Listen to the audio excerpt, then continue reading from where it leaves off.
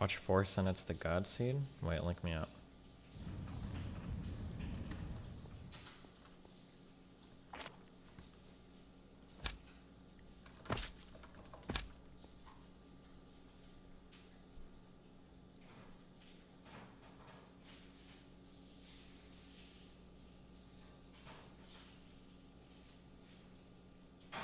This, to be fair, this guy's a conservative, right? Is he? I feel like he was. Maybe he wasn't.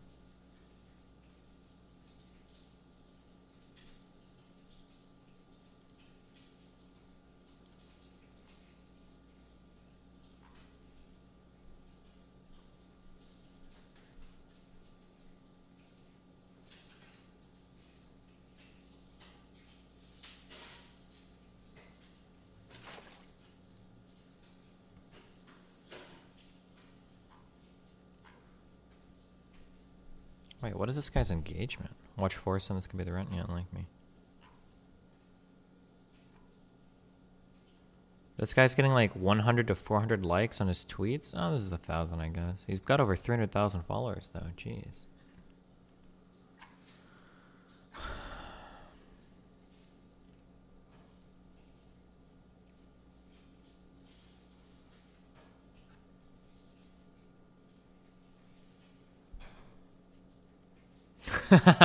Wait, is this true? Is this the explanation to Jordan Peterson thinks that mushrooms give you spiritual revelations?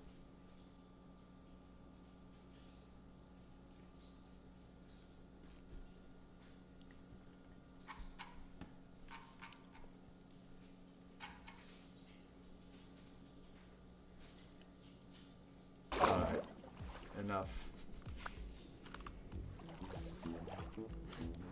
Why do we think this is the run? Does he have like all the shitty news or something?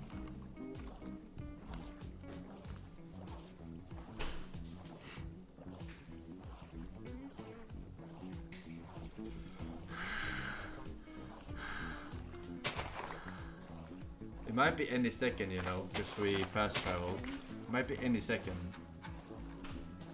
We're playing so bad here, but it's fine.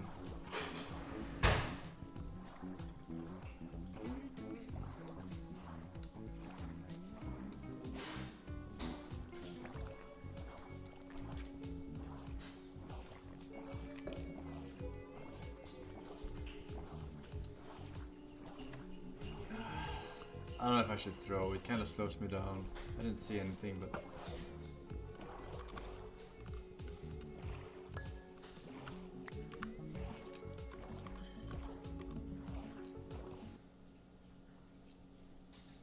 What is I feel like this thread got brigaded. Am I crazy? Where is it? Every now and then a thread will get posted on my subreddit and then it'll get really big and there will be like a ton of people that like fucking hate. And I wonder like, wait, are there... This thread got posted. And then like, I don't know, there's like crazy people in here. I was like, what the fuck? I don't know if this thread got like brigaded or linked in like some Discord or somewhere else or what the fuck was going on. Holy shit. It might have hit our alt. No way. I believe these words came from the Pokemon movie. The media pointed that out. I'm not sure who the original author is, so don't go write an article about the poem. But it says a lot about where I am with my wife and my family, and where we are as a nation. Oh no. Life can be a challenge. Life can seem impossible. It's never easy when there's so much on the line. But you and I can make a difference. I don't remember. Okay.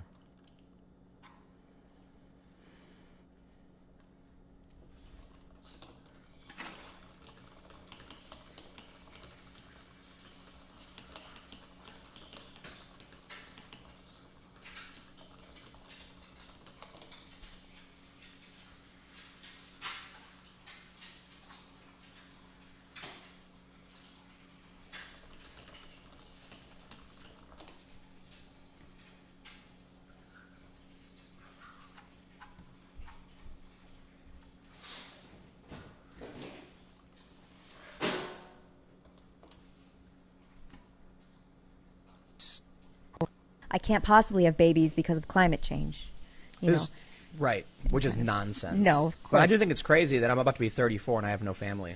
Because my dad had 2 kids by the time he was 27. Yeah. And I'm like, man, you know what the problem is, though?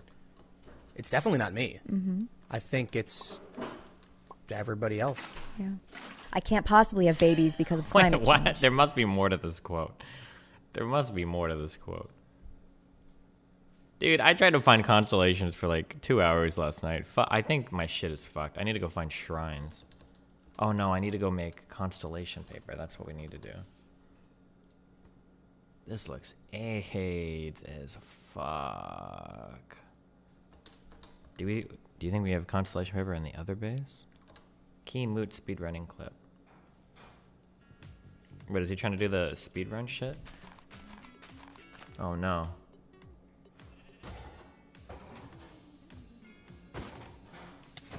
You're a fucking statistician. Are you serious? And more movies.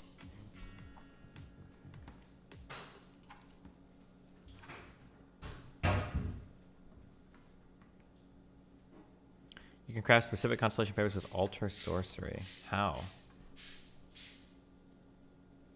You mean with astral sorcery? I don't think you can craft specific ones. I think you just have to keep crafting them, and you look at them, and then it does a constellation you don't know yet. It's one of the best clips of all time, and it's worth rewatching. And right now, the benefit is the president of the United States just won 70 million votes in a presidential election. That's the biggest vote total out of any candidate in history, except for Joe Biden.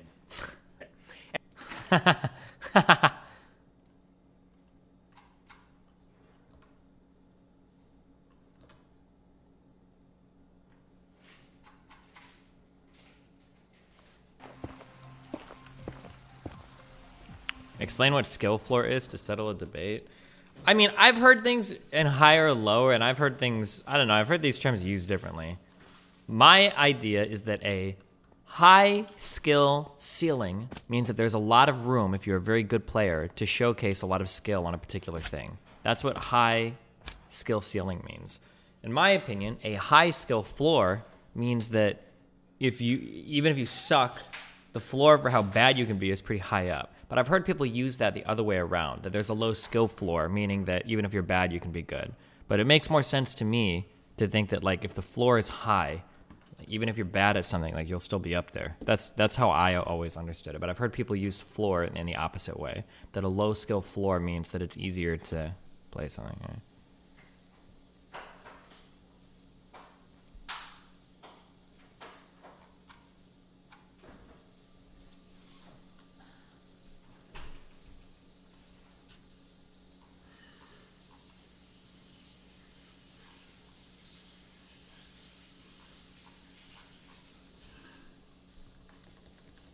I've only ever heard skill floor used the way you use it. I've used it that way, and I've gotten a lot of pushback publicly before. People are like, wait, if it's a high skill floor, that means it's hard to do, right? So I don't know. Room 6.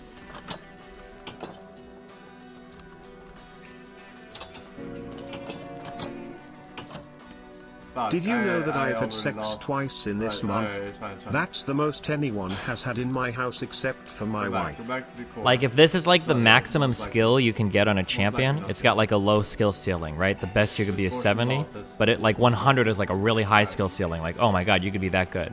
If the floor is here, that means that like if you're really bad, it's really bad. But if the floor is here, if you're really bad, you're at least like a 20, right? That's how I view like 5. Yeah. Room 6.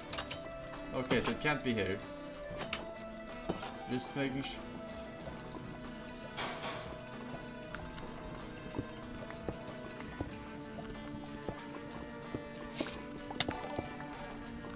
Can you give some Long example lava. champions? How's Melly What, like in Melly? League? You happy to be reunited at last? P.S. I'm See, happy you to would've see said you lava so pop, happy, but buddy. it can't Heart. be Thanks. there. Like in League, Can't be I there. would say that like Right? Zed has like Can't a, be there. I think Zed has a very high skill floor, such that like even if you shit on him, if you get fed, you can do really well. But I also think that Zed has a really high skill ceiling. You can do a lot of cool shit on him if you're like really good. Alright. I don't know. This, Not I here. don't know. It just depends on the champion, I guess. 1. Saying that something has a really low floor, meaning it's accessible, sounds 2, weird to me. Because like, well, 3, low floors are supposed to be low by default. That's weird to me. I don't know. I don't know. 5, 6. Forces law. Wait, is this? Are we on a? Oh, you guys said Seb 27. Oh! LULW has made the advancement the end. Oh my god, I would have cried.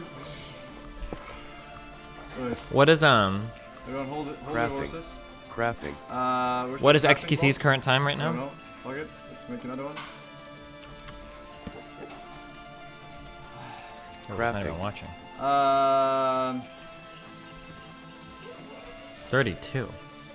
Alright. Crafting.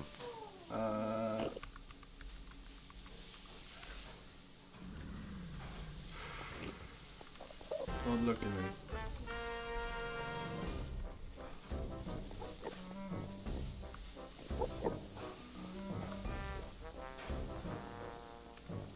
I don't see where the fucking. Where's the fucking fountain? Oh, okay.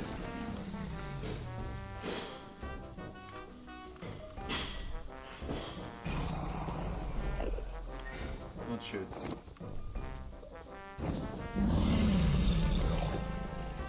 I can't see him.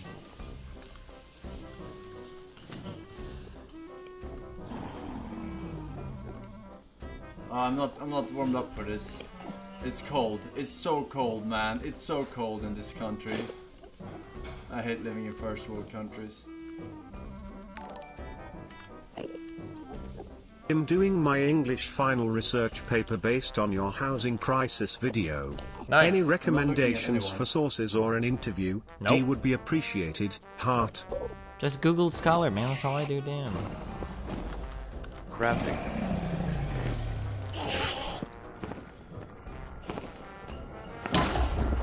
Uh-oh. Oh my god. Is he gonna do it? He did it. Crafting.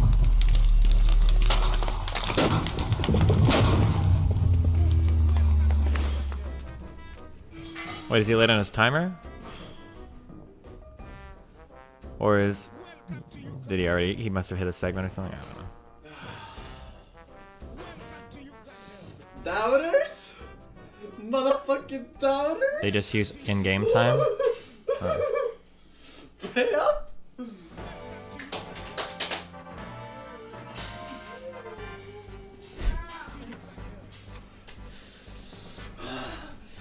Pay up, doubters! Oh. So motherfucking 30, No, dude. no. That could have been a motherfucking sub Chicken? Oh. fucking 10, but I was milking it. Thanks. Milking it. Oh shit, time. Whatever. Let's see. Okay, I have to show seed, otherwise the run is not legit. The run is not legit. Quotathon, thank you for the 10 gifted subs. Tuberline with the 10 gifted subs.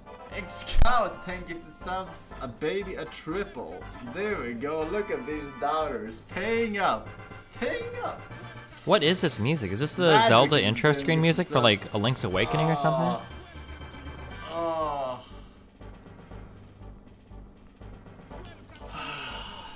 Motherfuckers. Motherfuckers! Oh, that was so good. The Forson's Law, dude. Works every time. Works every time. I just have to perfect it a little bit more. Oh, is this Star Fox? Oh, okay. Thank God. Thank fucking God, dude. That's a good one. I don't know. Let's see what the actual game time is. Pharaoh, thank you for 10 gifted subs as well. Probably most commonly heard in Smash Bros. No, I don't play party games like a fucking loser. I heard this when I played Star Fox 64 because I'm not 17 like most of you fuckers, okay?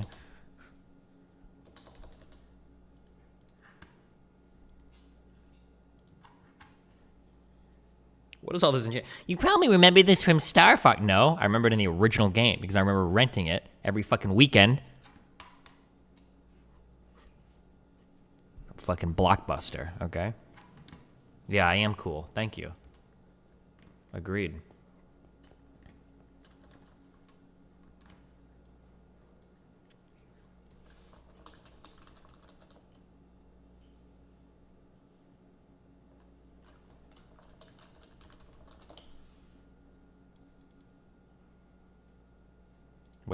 Is my YouTube stream up right now? Hello? What? Oh.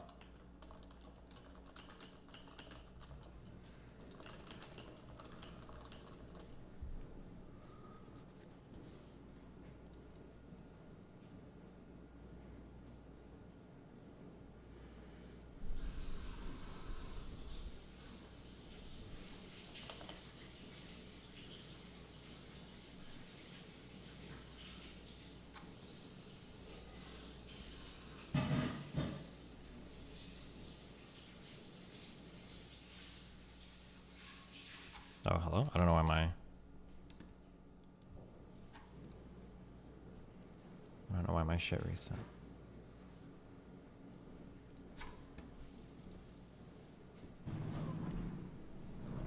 I'm coming.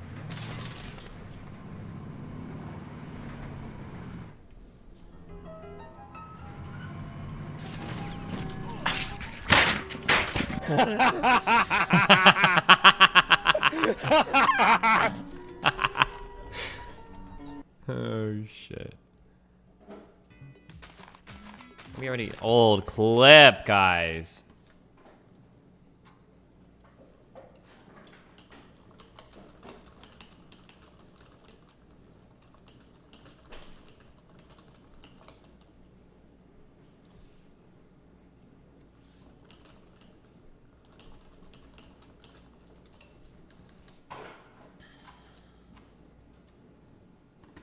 Dave Rubin. So there's no way they're going to accept the election this time, and I do think. All right, watch it.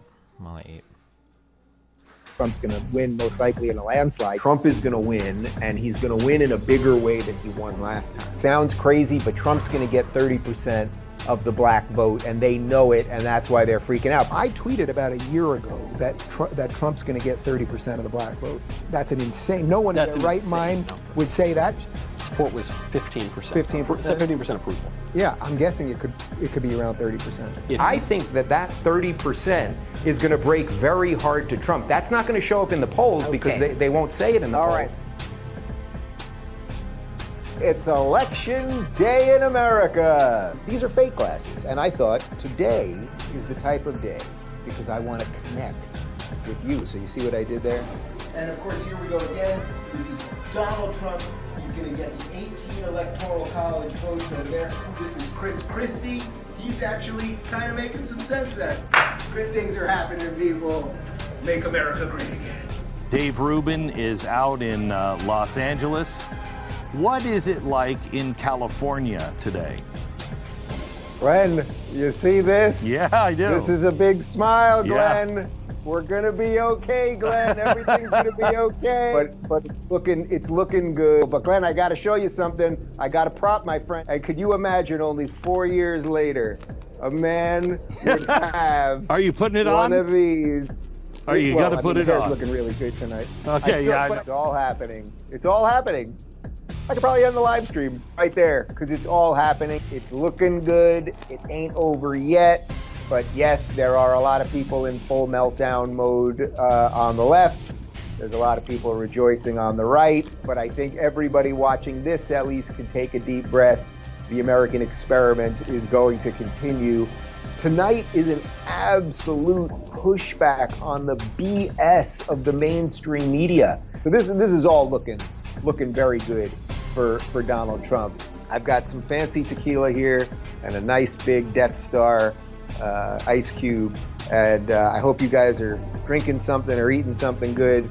And there is goodness here, guys. And my liberal friends who will still talk to me, if you still consider yourself an old school liberal, it is now your job to say, wow, you radical nutbag lefties, you see what you left us with? You left us not with one term of Donald Trump, but 2 terms of Donald Trump, okay? But all right, enough talking about the losers. Let's talk about the winners here. Trump has an incredible opportunity. Trump has an absolutely incredible opportunity. You take the conservatives, you take the libertarians, you take the classical liberals, you take anyone. You basically take anyone who likes the experiment of America and you make them feel good about it again. And Trump, now what's your chance, man? Your chance is to open that freaking economy, get us back to work, get us watching sports again, the woke thing, think about the hit that it just took.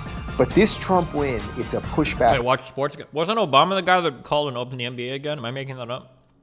On big tech, it's a pushback on mainstream media. Like all of you people who have consistently gotten everything wrong, you did it again, you got it wrong again, and you losers. And now I'm going to do a little, this will be a little bit of a patting myself on my own back. You losers at the Lincoln Project. Like you people who clearly can't maintain an erection so that you then decide what the fuck? that you have to spend your life just being against one thing, this orange man. It's like, you guys got to go away then. And Chris Hayes, that little dork on MSNBC, all of you people who've gotten everything wrong, Bill Kristol, you've gotten everything wrong, David Frum, you've gotten everything wrong. You guys got to go away now. And then I do this show, and for some reason, what I've been able to do, makes a lot more sense to a lot more people than the nonsense that's coming out of mainstream media. Oh no.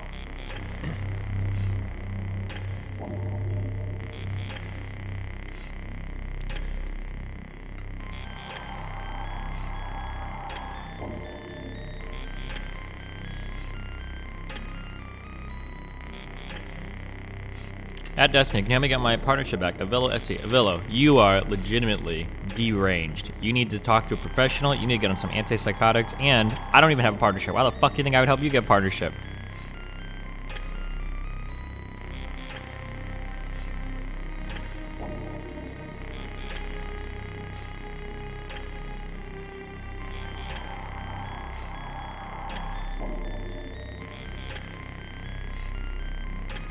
Suddenly, the voting just seemed to have stopped in all of these places. I didn't know that was a thing. Suddenly people had to go home. They couldn't count votes anymore. This is the most important election of a generation, of a lifetime ever. People got to take naps also. It all got very bizarre that it seemed to all happen at the exact same time. Most likely the machinery in those states probably want Biden to win. That's exactly what I was talking about with Glenn Beck on Monday. That a conspiracy isn't just, it's not just the evil guys in The Simpsons laughing in the room. It's not just that. But that it sort of moves and morphs and kind of happens in real time. And suddenly, it seems that as they kind of realized that Trump really was going to win and the numbers weren't looking good, well, then suddenly they just started shutting down these states as if that's something that we do on election night. I mean, that isn't something we do. As of right now, Trump is up by about 500,000 in Pennsylvania, so that looks pretty solid. Apparently, they have to do some counting in the Philadelphia area. That could go more blue. Big cities tend to go more blue. But the chances that they make up 500, probably not great. That's with 66% in. In Michigan, Biden is up 50, which is pretty negligible at 96% in. So that.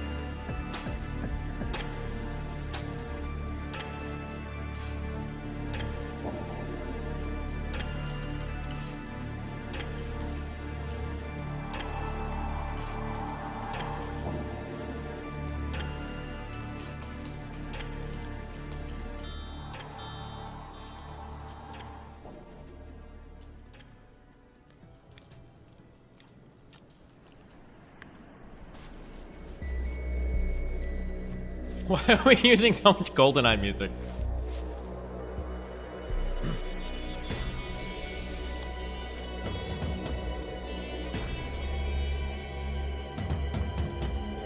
And yes, this guy voted. His application was received on September 11th, 2020. And the ballot was sent on 9/19/2020, and it was received about 12 days later on 10/2/2020. So congratulations to 118-year-old dead William Bradley from Wayne County, Detroit. Oh, so I don't know if this is true. Hesitantly sharing this information. Somebody emailed me and said that it's like, I do not know if this is true. Someone could check me. Somebody emailed me and said that it's standard data practice that if you don't have a birthday for somebody, that like the null entry is like January 1900 or something. Does anybody know if that's true? Has anybody heard that before, or? You voted. Your family must be very proud. You see why this is a problem, guys. Like, I don't mean to be silly about this stuff. Oh, Eric is saying yes. Eric and Apple is saying yes. Oh, okay. Yeah, either 1900 or 1901. That's like standard practice for data entry. Yeah. is that no matter what happens right now, I know that I did what I thought was right. Like, I really did. I did what I thought was right. As I said, Hold on yes, 1 second. it's come at a cost personally, through friends and family and a whole bunch of other stuff. I have no doubt that if Trump loses, like, there's going to be all sorts of people that will try to destroy all of the people that had anything to do with Trump or anything like that. But I'm really proud that I stood up and said what I believe in. And, you know, when I glance through the comment section here, I know that you guys, in some cases, like, I'm a proxy for you because it's a little harder for you to do it in whatever your life circumstances are. And I totally sympathize with that. And I wish there were some good answers for it.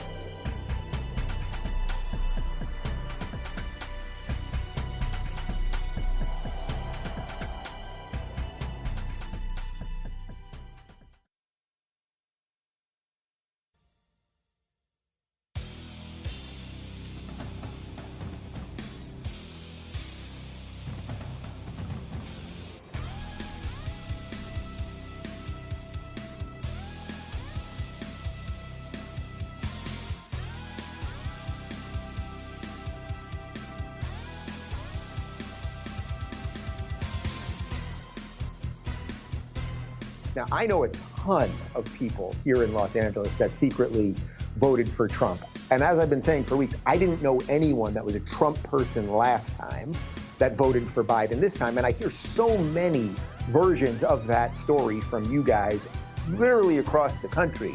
And yet, guys. Here we are in these numbers that we're supposed to believe. But okay, that's just fine. There's a feeling in the mainstream media. Wait, hello? And from the Twitterati that... Oh, I just got a text message saying Frontier says there's an outage in my area. Uh-oh. It's like it could happen at any moment. They're just going to announce Biden, and I wouldn't put it past these people to just announce Biden and then have to go from there. And the Biden campaign released a statement today saying something like, if Trump doesn't leave the White House in 70 days, you know, the law enforcement will escort him out or something. So that type of tweet's allowed on there, but, you know, not the other tweets. Okay, fine. You know, I don't know, can the Republicans actually stand up to anything without Trump, or are they just like a bunch of impotent losers? I don't know. And again, this is what... Has Dave... Okay. I switched so much on this. I am full on to where I actually think people project like crazy. How often has Dave Rubin been making these like impotence jokes or like limp dick jokes? I think that Dave Rubin, I think he actually has a problem with erectile dysfunction. I really do. These are only like clips from his stream? So I'm like super curious, how often does he make like limp dick jokes? I'm so interested in this now. What the fuck? I have never considered myself a Republican in all of this, right? Like, I absolutely supported Trump, especially in the last couple of weeks, because I thought he was the best vehicle to just keep breaking this thing so we could try to rebuild something good. But I never have once said that I'm a Republican, because these guys are pretty unimpressive as a group of people.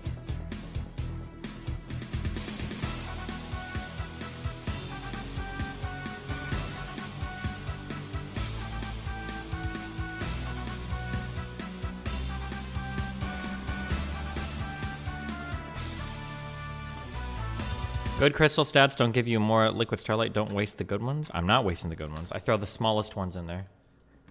I think with the blue ones, I'm still testing this, but I think with the blue ones, I think you have an infinite source of crystals. If I just take one that splits and then I put the new one up here that's smaller, I think it'll make enough to keep splitting crystals so that they infinitely regenerate themselves. We gotta find the fortress first. So we might find a bastion before the fortress.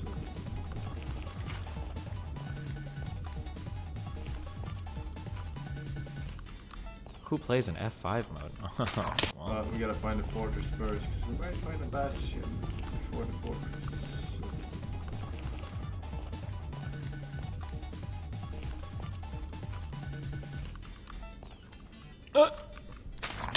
We gotta find the fortress. It's to get a larger point of view? Interesting, okay.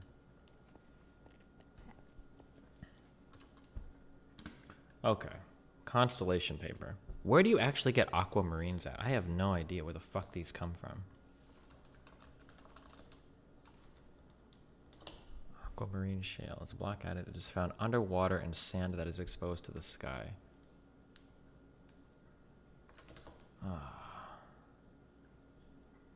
Top of the beneath. That's a different aquamarine? Hey Destiny, is there a way you and Vorsh can patch things up, and if not, do you still respect his positions excluding the Kenosha shooting? I genuinely respect How is that a the two different of you. aquamarine? Vorsh got me out of the all-right and you got me into the nuances of politics. I don't know, maybe someday. I just hate this community, and this community fucking hates me, so. You were right, it's underwater. Top of the beneath. How am I getting such mixed? Okay, when you say top of the beneath. Oh, let's go and see if we can find some before the... Subtech changed it to beneath. For DnD.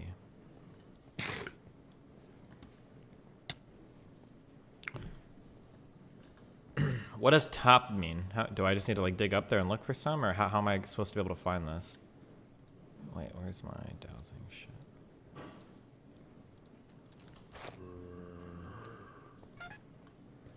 You build to the top and keep digging up. Y greater than 150. Don't I have... Oh, I have this over here.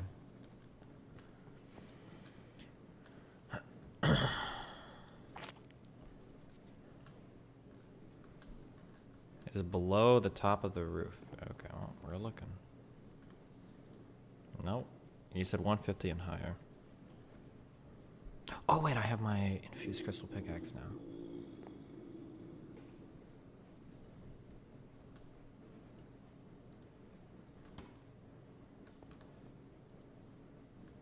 That's all shale, right?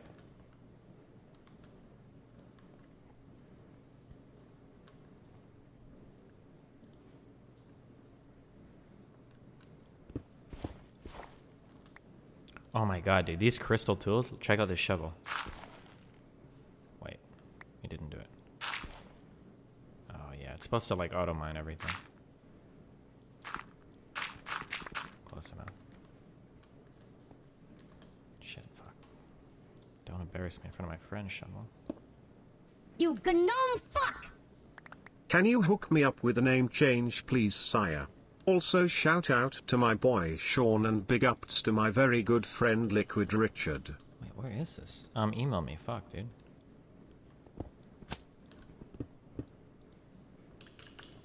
Wait, how far away is this?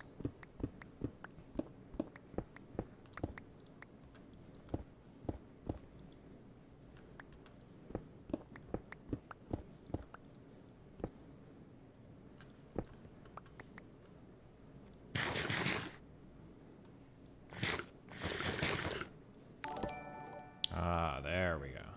Hey Destiny, do you think you'll talk about Biden's potential policies on stream?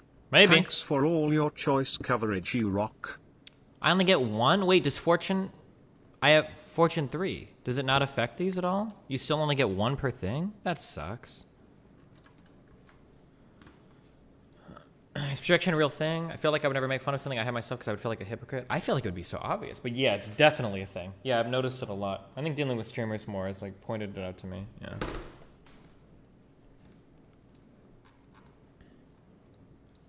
Amazing Fox News interview. Why don't you want Cut Crab or Rave Dosh in your chat? You fucking will. Because the emails look like trash. I'm sorry. This guy did a good series on Project Veritas if you haven't seen it. Oh, I think if you're talking about that Tim O guy or whatever, I don't remember his name. He actually emailed me, so we might be chatting. Wait, 14, 15, 16, 17, 18, 19, 20. Yeah, yeah, the fortune doesn't help at all with this. Fuck.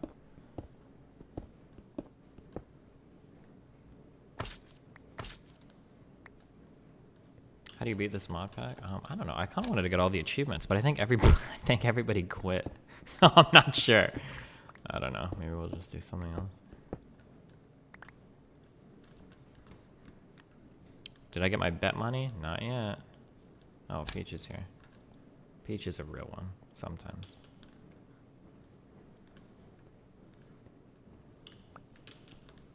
The Rift.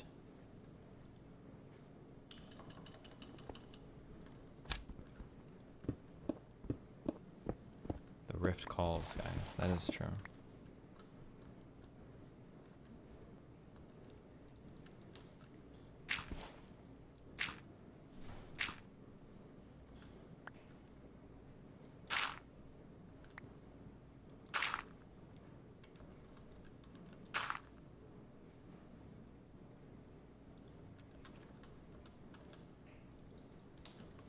Warzone calls. Oh, true. Warzone calls as well.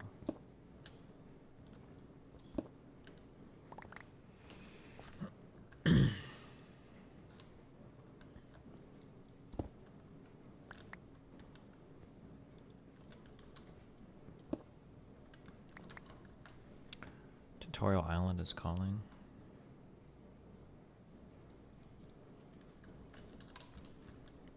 Someone made an audiobook for all the league changes and it was 2 hours long. Nice.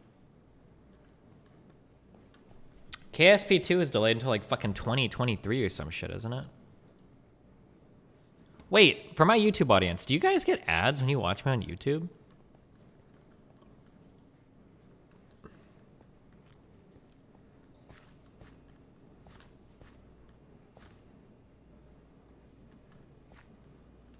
I've got like 20 no's and a few yeses. No, but I have YouTube Premium.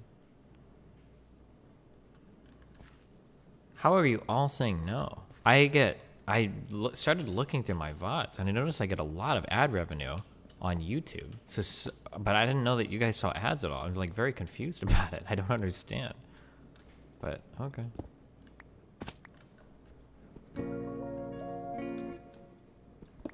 Wait, so you're such a partisan hack that you don't believe any of the evidence of malfeasance in Pennsylvania?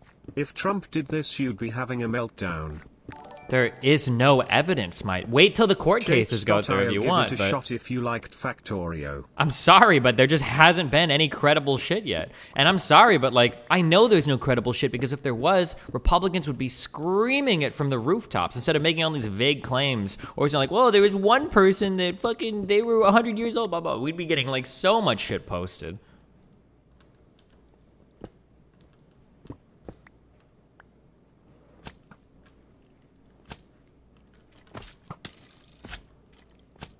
Okay, take a break.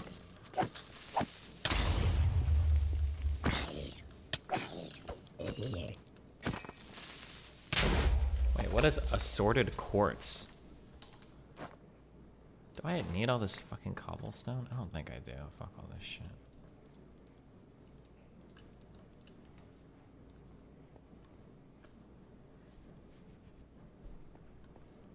I think YouTube Premium is divided by watch time regardless of ad time. Yeah, maybe. What is assorted quartz? Let's see. It's in this chunk. Oh, it's literally just nether quartz.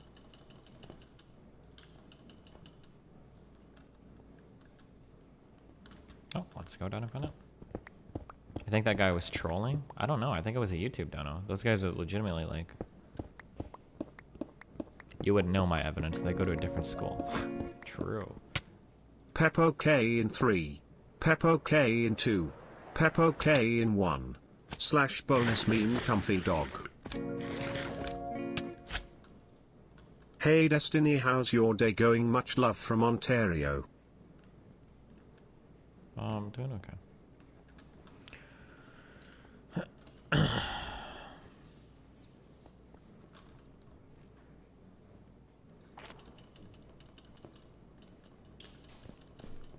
I don't have an ad block, I don't give any ads at all, but I live in Sweden, so maybe it's different. Yeah, I don't know, I have no idea. Should make a friendly bet with that dono. What about the court cases? Does anybody want to take on donations for whether or not there's going to be a significant amount of voter fraud found? Enough to flip any state? I might do 1-to-1 on that if you're so confident about it. How did it go with you and Melina? Horrible, she got turned away at the border. I was like, what? What?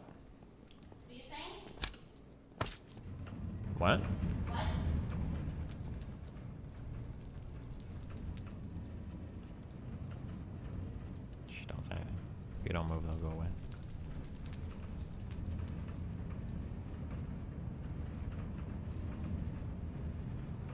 I don't know about fraud, but maybe improperly filled out ballots. Yeah, sure. I think I might do a 1-to-1 bet on any of that. There's no real evidence of voter fraud. I can get a 1,000 flat earthers to give sworn affidavits that the earth is flat. Doesn't make it true. Yeah. No evidence, hun? Watch the 3700 Min Rudy Giuliani video just uploaded going through all the evidence. I'm guessing they didn't check our temperature at the border. Dude, they don't give a fuck. America's travel ban. I'm pretty sure, well, somebody could be wrong, 99% sure that all of America's travel bans are just retributive. Like, we only travel banned Europe because Europe travel banned us. We don't actually give a fuck. We're posting like over 100,000 cases a day now. I don't think we actually give a fuck who the fuck comes here. We just travel banned Europe because they travel banned us first. Respond to the donut. Watch the 37-minute Rudy Giuliani video just uploaded going through all the evidence. We've watched Rudy Giuliani before. Well, let's see it in court. Like, there are literally people in front of judges, and the judge is like, yo, is there any evidence? Like, okay, not yet. And he's like, listen to what I'm fucking saying. Listen to the words that come from my mouth. Do you have any fucking evidence? Not at this time, Actually, judge, no. Dest, you are wrong. There is one piece of evidence for fraud found. One person said they were watching the vote count and the counter, I shit you not, turned into a pickle. Holy shit.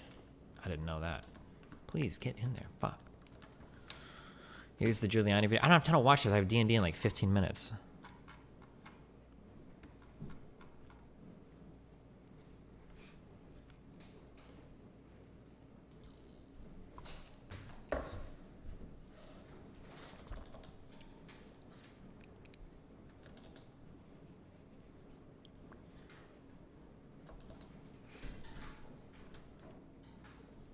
You gnome fuck! Finish the Thanks Ruben for the video? new We already mods, finished the very Ruben less video. than 3. The Constitution that... Okay, maybe we'll look at this later.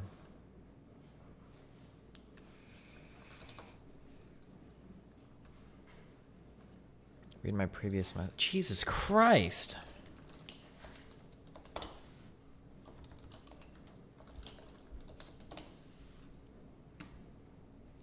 No, you missed it. Read this message. Read my previous. Okay, Shout out you Sean typed too much random Langley. shit. So Big ups Liquid Richard. Lean is my favorite channel on YouTube.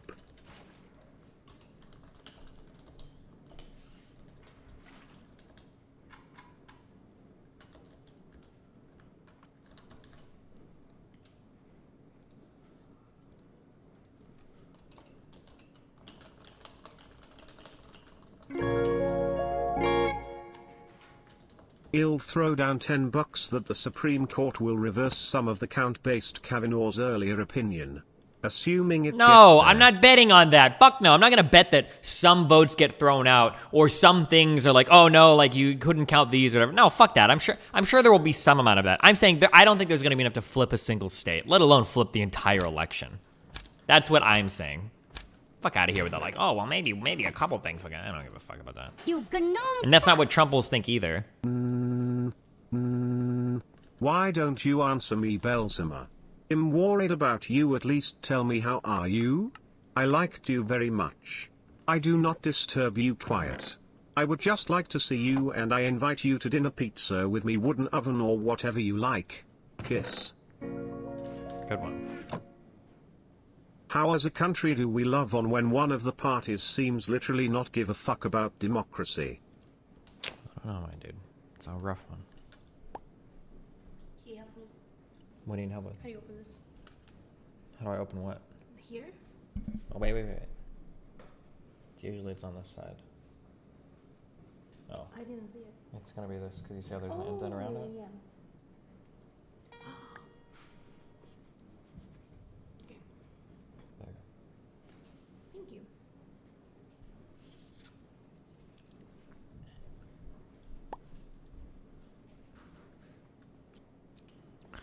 Did you see the voter fraud meme?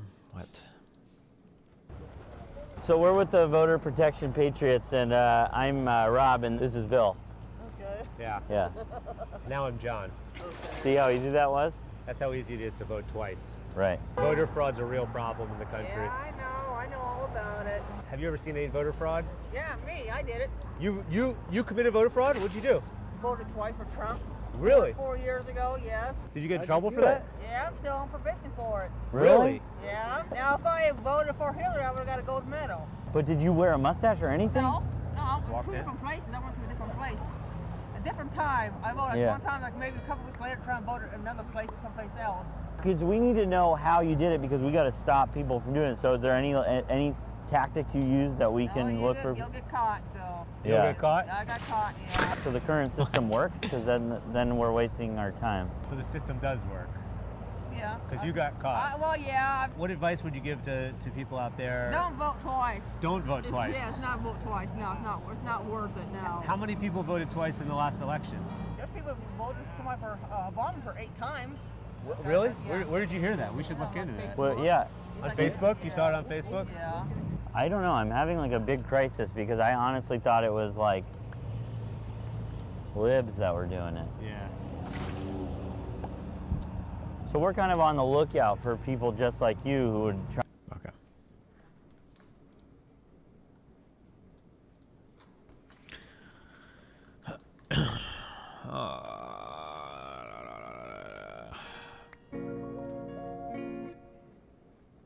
Is ear training actually important? Holy shit, I can't hear identify harmonic thirds for shit. You can. You just gotta practice it.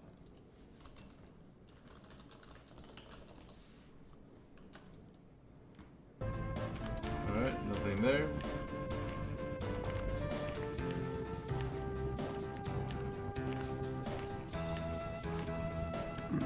But Game menu. You gnome fuck! Alright.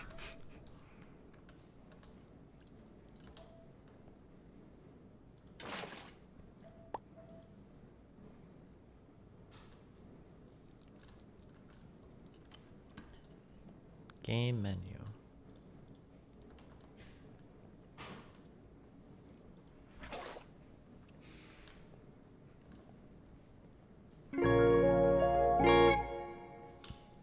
Do you think it would be ethical if states or the feds started cracking down with force on areas where the populace has severe problems with following social distances / coronavirus mandates, or do you think it's just not feasible?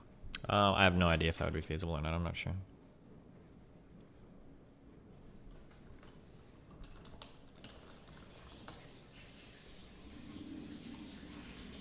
So I understand people from being Republicans. We made second education free or something. We reduce Republican party.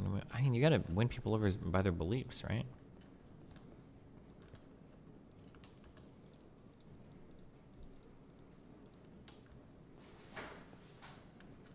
Thoughts about thoughts.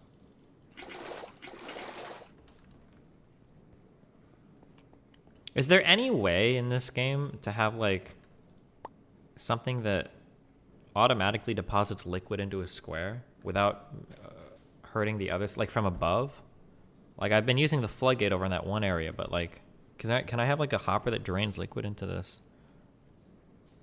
Why does it sound like your kitchen is right next to your computer? Well, because my kitchen is right behind me. Good observation though, dude.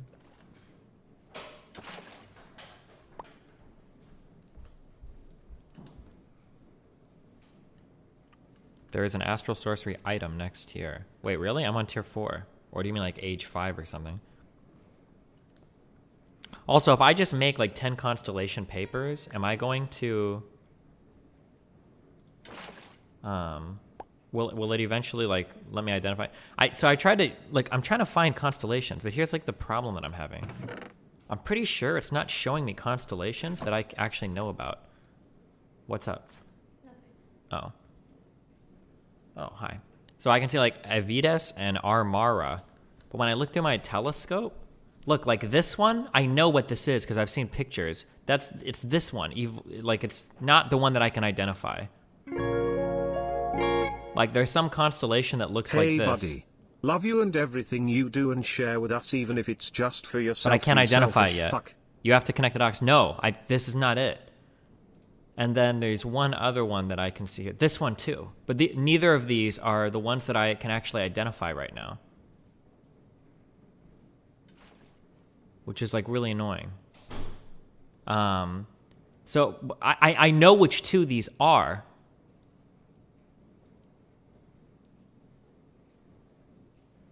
I just can't identify them. You need the paper first. Yeah, but the problem is that like the problem is that even though I know which constellations these are, they're not in my book here, so I don't think I can actually identify them. But I can't see these two. The Avidas and the Armara, I can't see them.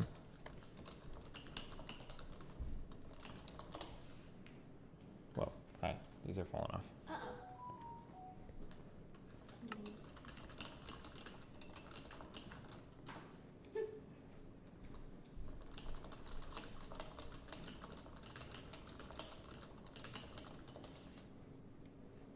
Did I say tomb? I meant to say tome.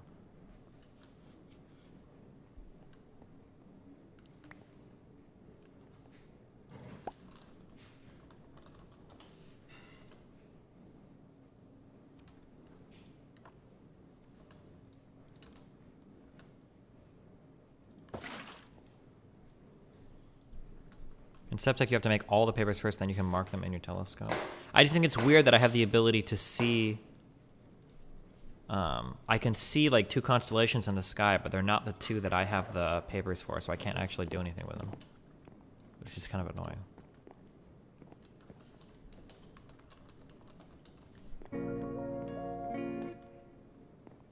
Im gun not a gun elf fuck im gun not a gun oblin fuck. Im a gun gnome fuck. Rebonus meme, Melina should take a melatonin to adjust to the time zone. Maybe an antibody cocktail would help too Pepe. Good one.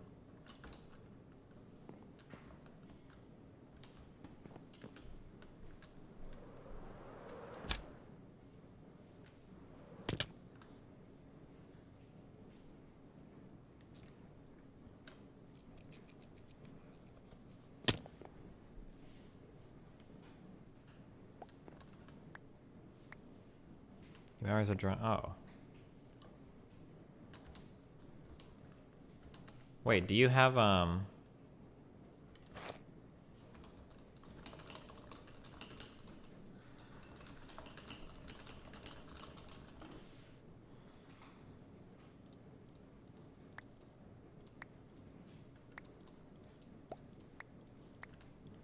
what is happening?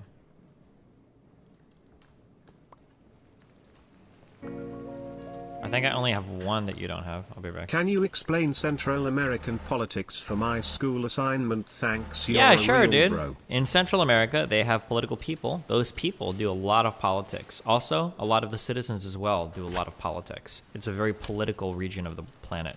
Lots of politics happening in Central America. Quite a political region, I would say.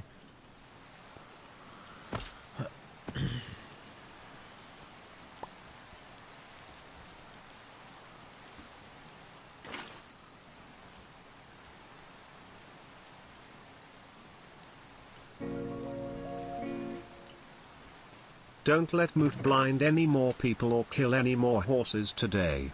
See something, say something. True.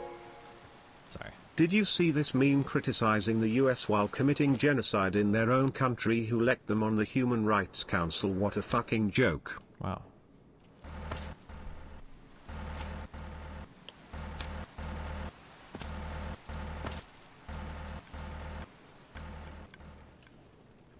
I think I only have one that you don't have.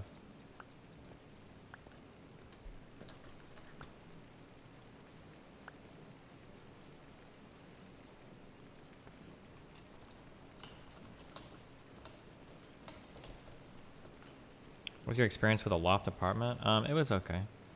I'll check the rocket out later, okay? Oh, I watched you guys launch it the other day. I'm trying to maximize all of my astral shitsery stuff right now, which is obnoxious as fuck.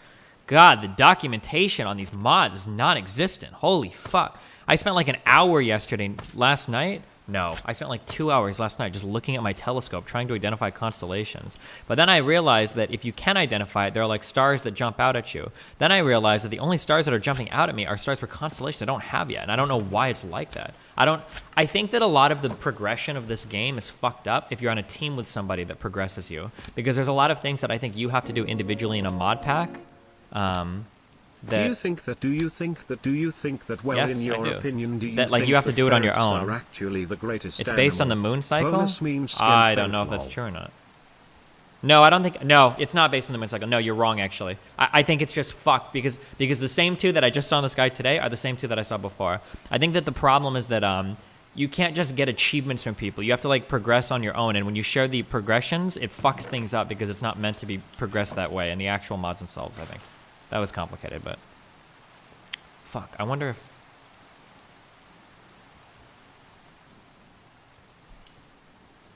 Andalin, do you know that if you can infinitely produce blue crystals off of blue crystal splitting? Like if I just keep throwing the split blue crystals into these top tanks, will it be enough to infinitely produce blue crystals? I'm hoping it is. Oh, also, okay, crystal tools are OP. This crystal pickaxe is one of the coolest specials in the game, and then the axe and the shovel are really cool too. The axe, if you just hit one thing with it when the special is up, it will destroy every single tree connected to it. I'm pretty sure you can take out like an entire forest. So like, I don't know if it'll do it because these are different trees, but like, you can just like tap a thing and the whole tree and everything dies and goes right to your inventory. It's fucking awesome. Wait, let me find some connected trees. I think it'll do it with these. Let me try. Yeah. Super OP.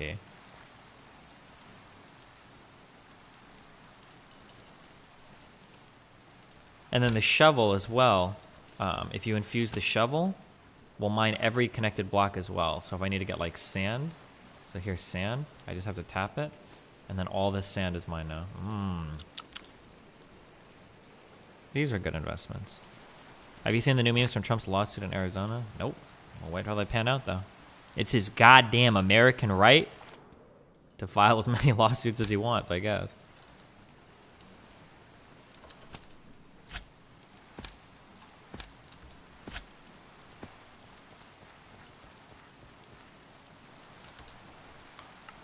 All right.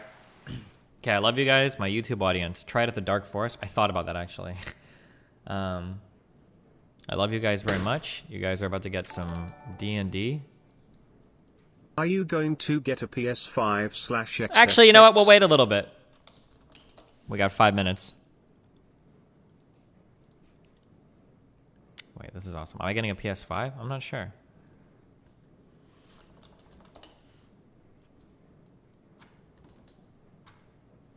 Streaming D&D for YouTube too? Yeah. Let's see how low we can kill our YouTube viewership. Oh no, wait, what happened?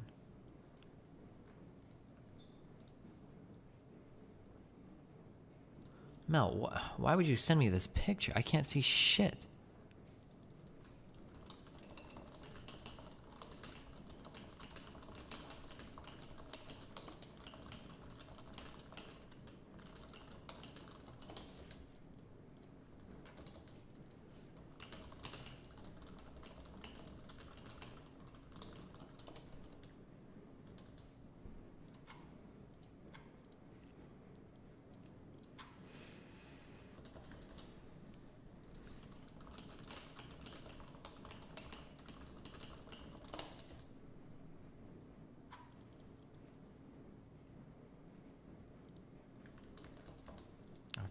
Hold on.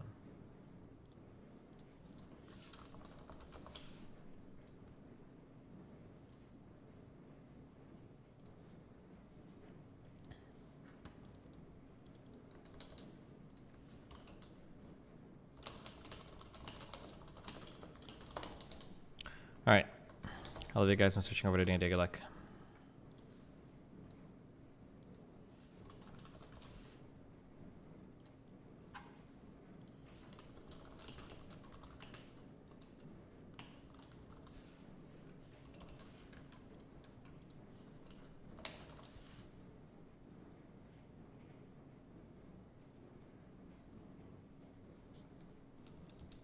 Oh my god.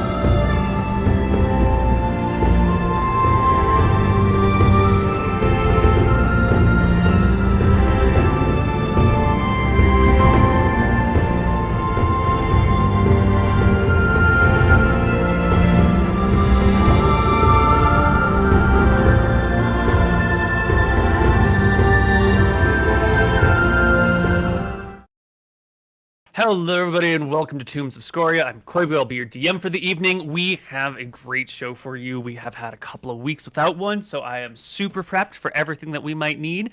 But before we hop into why don't we run the gamut of people and see what everyone's been up to, starting with Lucas. What's up, Lucas? Just been streaming, playing Minecraft now, trying out the speedrun, and hanging out. Nothing much. Nice. All right. What about you, Mr. Nicholas?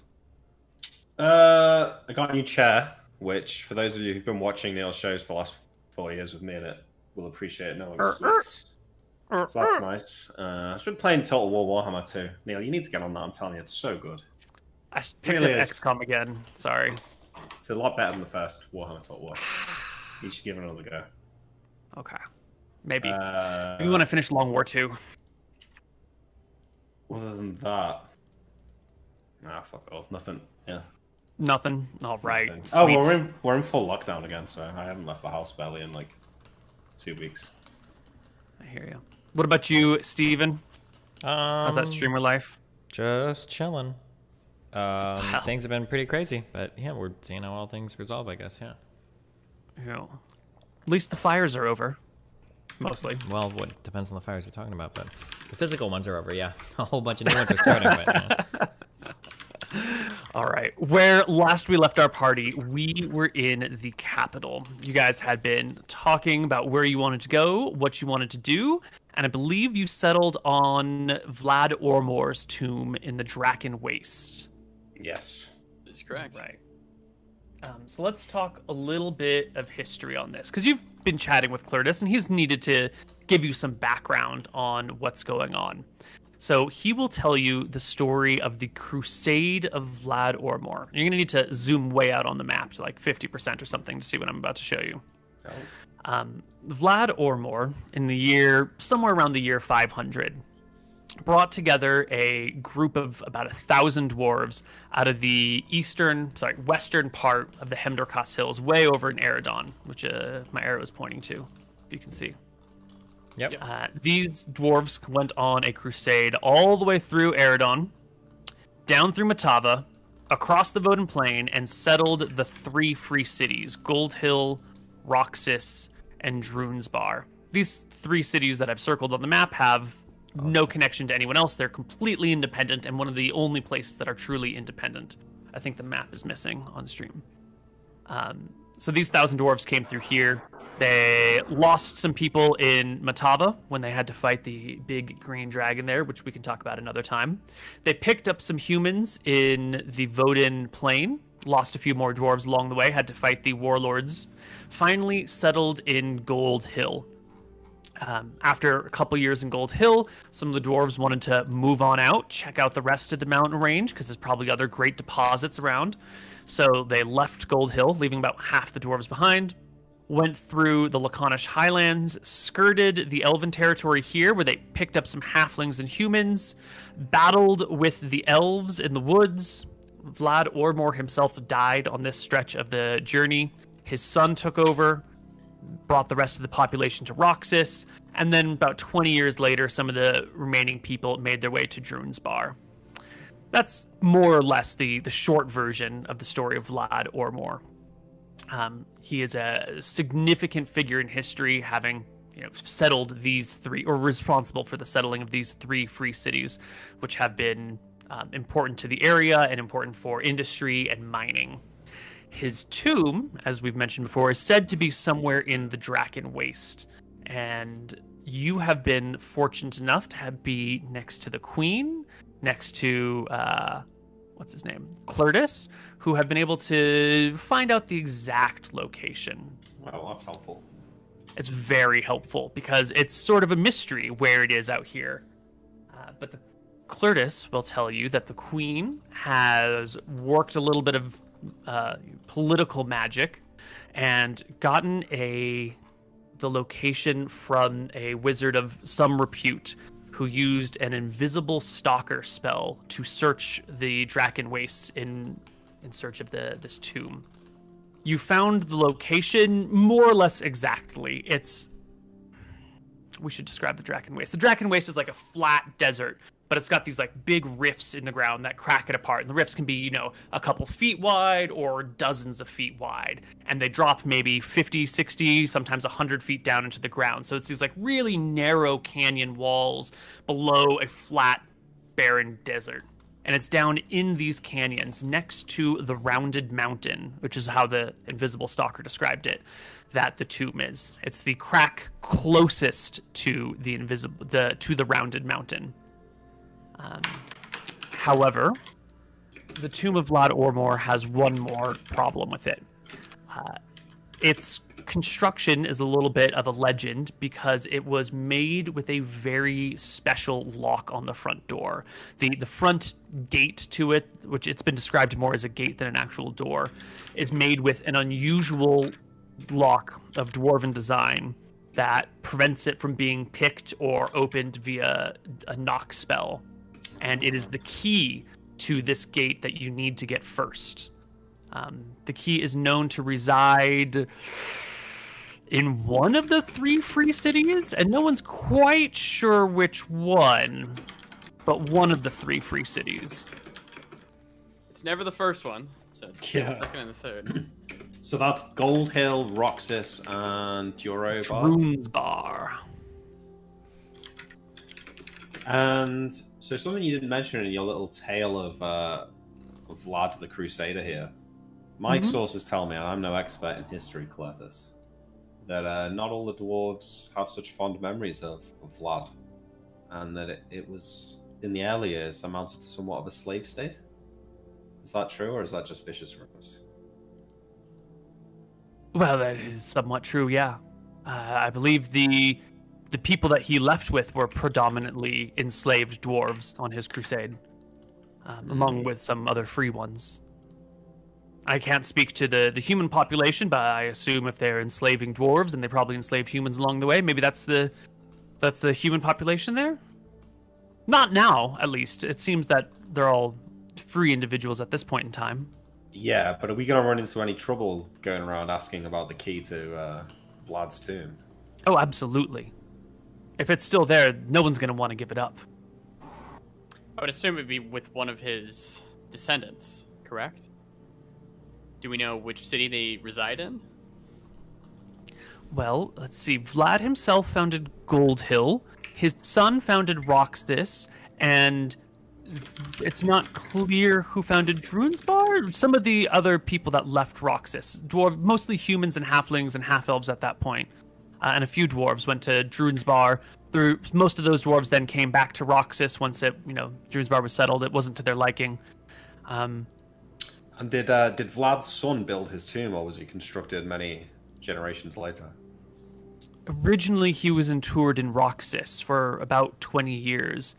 And it seems that at the time that the population of dwarves and humans and halflings that left Roxas for Druunsbar, that was the same period of time in which Vlad Ormor's son built his father's tomb. So, I mean, it could have moved, sure, but the key is less likely to be in Druunsbar than Gold Hill or Roxas. Quite, yes. Do you know what it looks like? Do you have any details about the key that may allow us to use magic to find it? It's said to be large,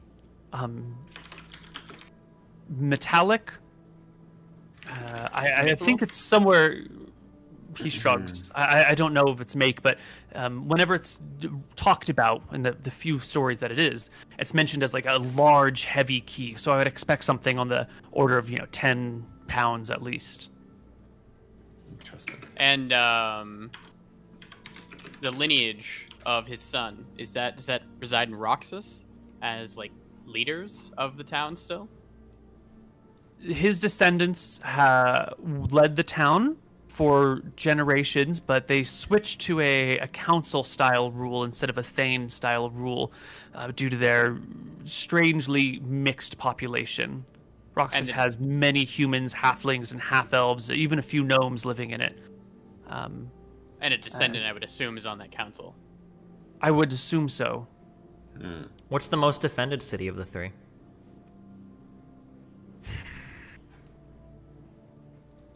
Probably Gold Hill, but for different reasons. The Mystrians the war that's going on, they have they've conquered Gold Hill. So Gold Hill is currently occupied by the enemy. Druinsbar is the only walled town of them all, but both Gold Hill and Roxas are built deep into the hills. I think Gold Hill has some sort of, like, the pathway is blocked by a river that is blocked by a dam, so the road can be flooded if there's an approaching army, something like that. Smart money. Roxas first, then we avoid the restraints, and it seems more likely than Druinsbar. It would seem like Roxas would be the best place. Can you, real quick, can you circle the, I see where Gold Hill is. Can you circle Roxas and Druinsbar again? Yeah, okay, gotcha. Okay. That being said, though, how do we get there? You know, like, because if we're going to sail up the river, Vodan, we'd get to Gold Hill before Roxas. Is there a passage through the Rosewater Mountain area? There's a dragon in there. We need to talk to the dragon, Azeron the correctly. Blue lives in those mountains. The range, as far as I know, is impassable. And more problematic, the bridge at Bridgegate has been destroyed by scoria bread. So crossing the River Voden would be difficult. Crossing the Draken Ridge, also difficult. How many people know of the existence of this key and tomb? Is this like a well-known thing? I'm sure the tomb is known, but the key itself? You know, it's not spoken of too heavily. I would expect it to be few people outside of the Free Cities. I had to scour many books, and the Queen imported a few on my behalf, specifically to find this, and then had to find the Invisible Stalker. So I expect the key to be a well-guarded secret, or at least physically guarded. I couldn't speak to the knowledge in those regions. The people there might know of it. We could take a boat to Druinsbar. Yeah, that's what I was thinking, and then go south from there. Yeah. Hope that we find the key before, like...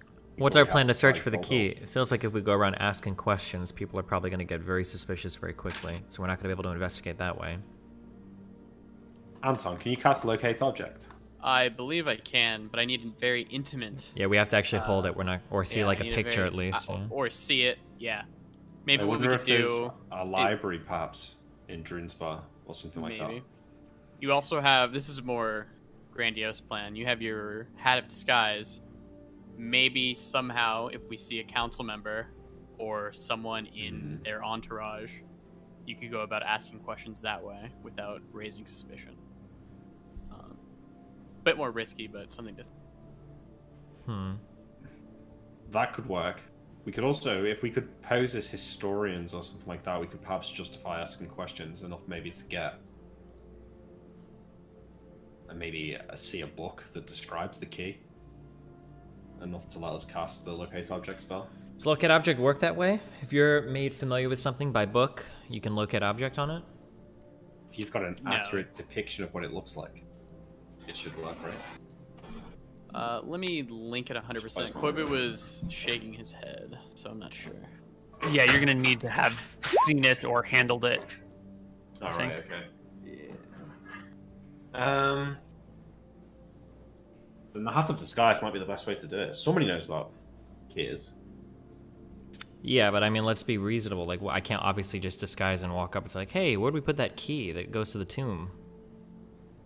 No, we'd need some sort of story. Yeah. What could we ever talk about to bring up?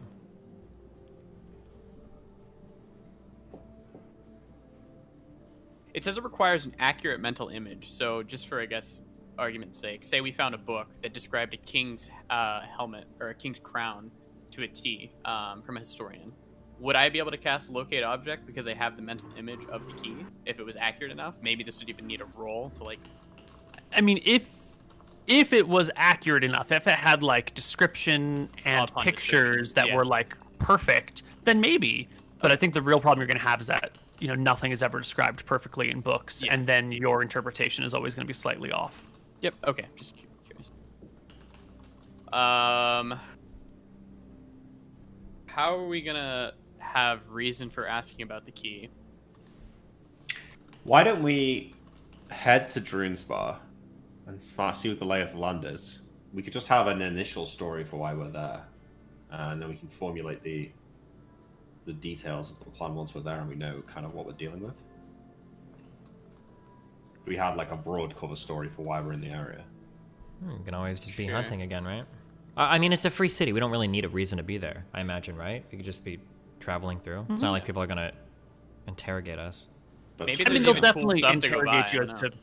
why you're here. They're going to question outsiders, especially in times of war like this. But when you say free city, my understanding, and I could be different. When you say free city, my understanding is that this is like open areas of like where anybody can come and go for like trade or merchants or anything like that. Or is that... I mean that they're not under the rule of any kingdom. They're city-states. They're free from Oh, okay, dominion. okay.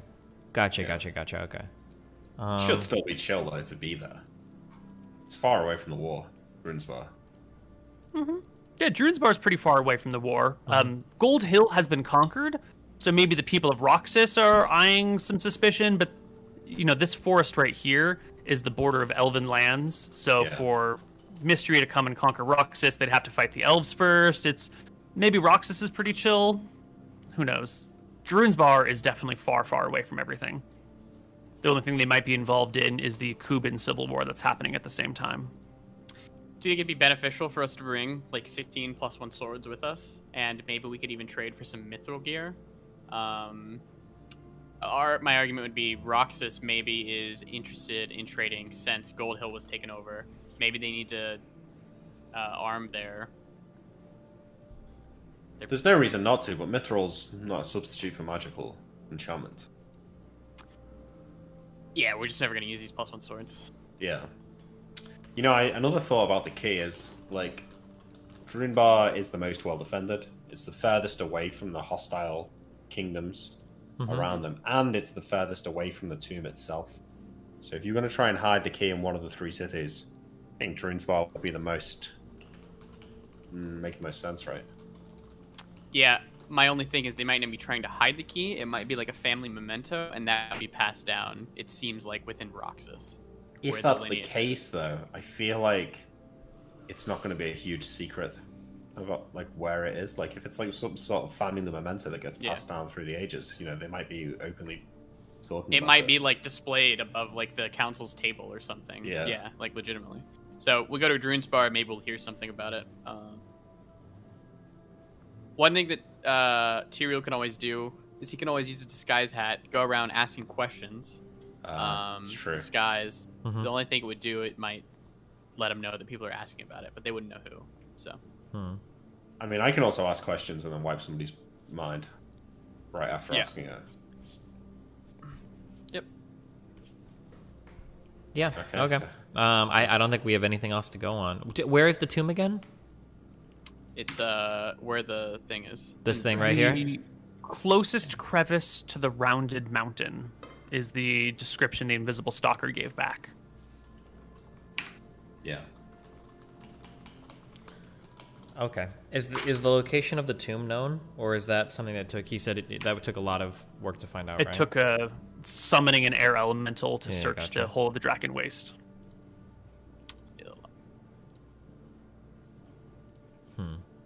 Yeah, I don't see anything else we could do besides going to Drunesbar and then asking around or figuring out it from there. Is the queen in the room? No, she is not presently. Clarice, before we head out, do you think the queen would be at all interested in having parley with Roxas about maybe doing like a duo assault on Gold Hill to take it back, or? I can't speak to Her Highness's intentions, but I know she has a gift prepared for you. So she was hoping to meet with you before you left again. We'll definitely wait for that then. Yeah. I shall go see if she is available. And Clortis will scurry out of the room, sort of giddy-like, as if he's excited for what's to come, and leave you guys for probably an hour or two to yourselves until the Queen can make an appearance.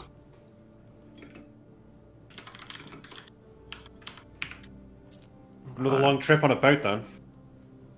I'll have time to train my hawk. Maybe that could be useful. We'll have to be careful. Our normal get out of free card probably won't work in these cities, right? What do you mean by revealing who we are?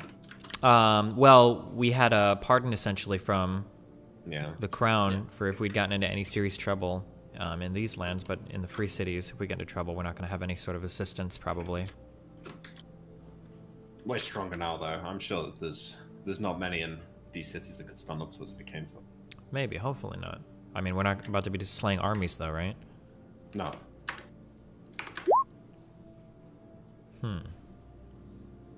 So what do we do when we get there? We should ask around in the taverns, perhaps, see if it is common knowledge. If it's not, which it probably isn't, maybe we try and ingrace ourselves in the local nobility. I mean, I think if we believe that the key is at Roxas, if it was like a public affair, maybe some common person would know that, like a person on the street we could ask. Yeah. Is it too risky for us to say who we are, try and speak to the council directly, and come up with some other reason why we're looking for info about the key? Do you think, could we pose as... Follow me for a minute here. This is a little out there. But we have our man Clortis here. There's a lot of people that spend a great deal of time studying ancient artifacts. What school of magic, I'm sure one of you to know, there must be some school of magic that concerns itself with locking or sealing away like tombs or doors. Could we pose as people that just travel lands archiving and researching how keys work across the land or something, and just say that, like, oh, we heard that there was a grand key, it was like 10 pounds made of metal, seems quite fascinating, could aid us in our research. Do you think something like that? It can be done by a knock spell as well, which would be like a big one that we could be like researching about. Yeah, could we pose as just trying to learn that for like the queen's sake? Like, we want to bolster our treasury, and we want it so it can't be knock spelled through. Thing is, though, with that, to study why the lock is immune to knock involves finding the lock, not finding the key. And then they're going to be less likely to give that information. Well, I'm sure that, I mean, as professional key and lock researchers, as we'll be posing as, I'm sure that understanding the architecture of a key can give us all the information we need to know about the lock, or a great deal about the lock itself, you know? You need both lock and key. I don't know, like, you've got this hidden treasure, right? And then 3 people turn up claiming to be lock and key experts, and could you please show us where the key is? Well, I mean, it's not really so much as, like, it's not like the tomb has just been uncovered and everybody around the land is looking for it, right? So there's no reason to think that there's like some special interest in this now. They should have no reason to suspect us. I think if we put on a convincing enough act, especially if we can get some manuscript paper together, having illustrations of other keys and everything, I think it would just be a matter of selling it. We're also bringing a great gift with us. Maybe this could be... What gift are we bringing? We don't know yet. The queen is bringing it. Can we have Clortis, if you're willing to go along with this, or if not, we can think of another idea. But if Clortis could get together, I'm sure that he does a lot of research. This guy's got his nose buried in books all day. You could get like 20 or 30 manuscript together on like assorted keys and locks, both magical and non-magical, for us to have in our possession. It would lend a great deal of credibility to our story, I think.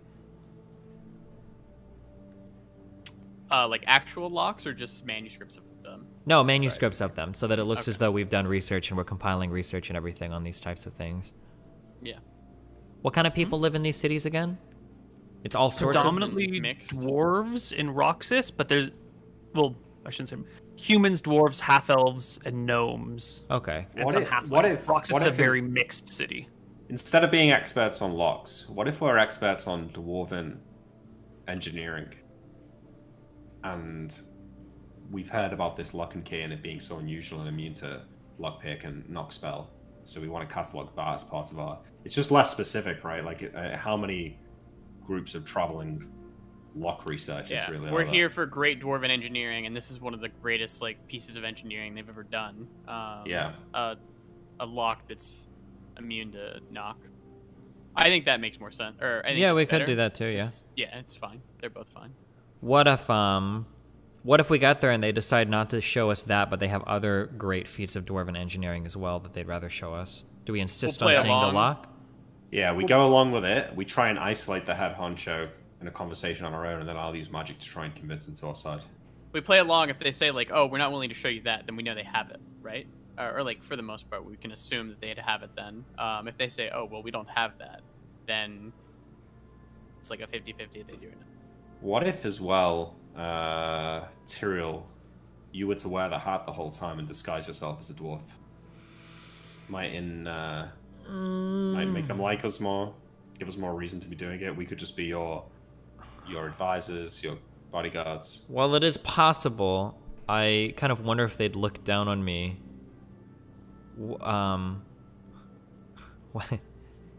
What's the dwarven equivalent of like an Uncle Tom? Does that exist in like this world? If I'm like walking around as a dwarf, like taking notes for humans about dwarves, it feels like they would look down on.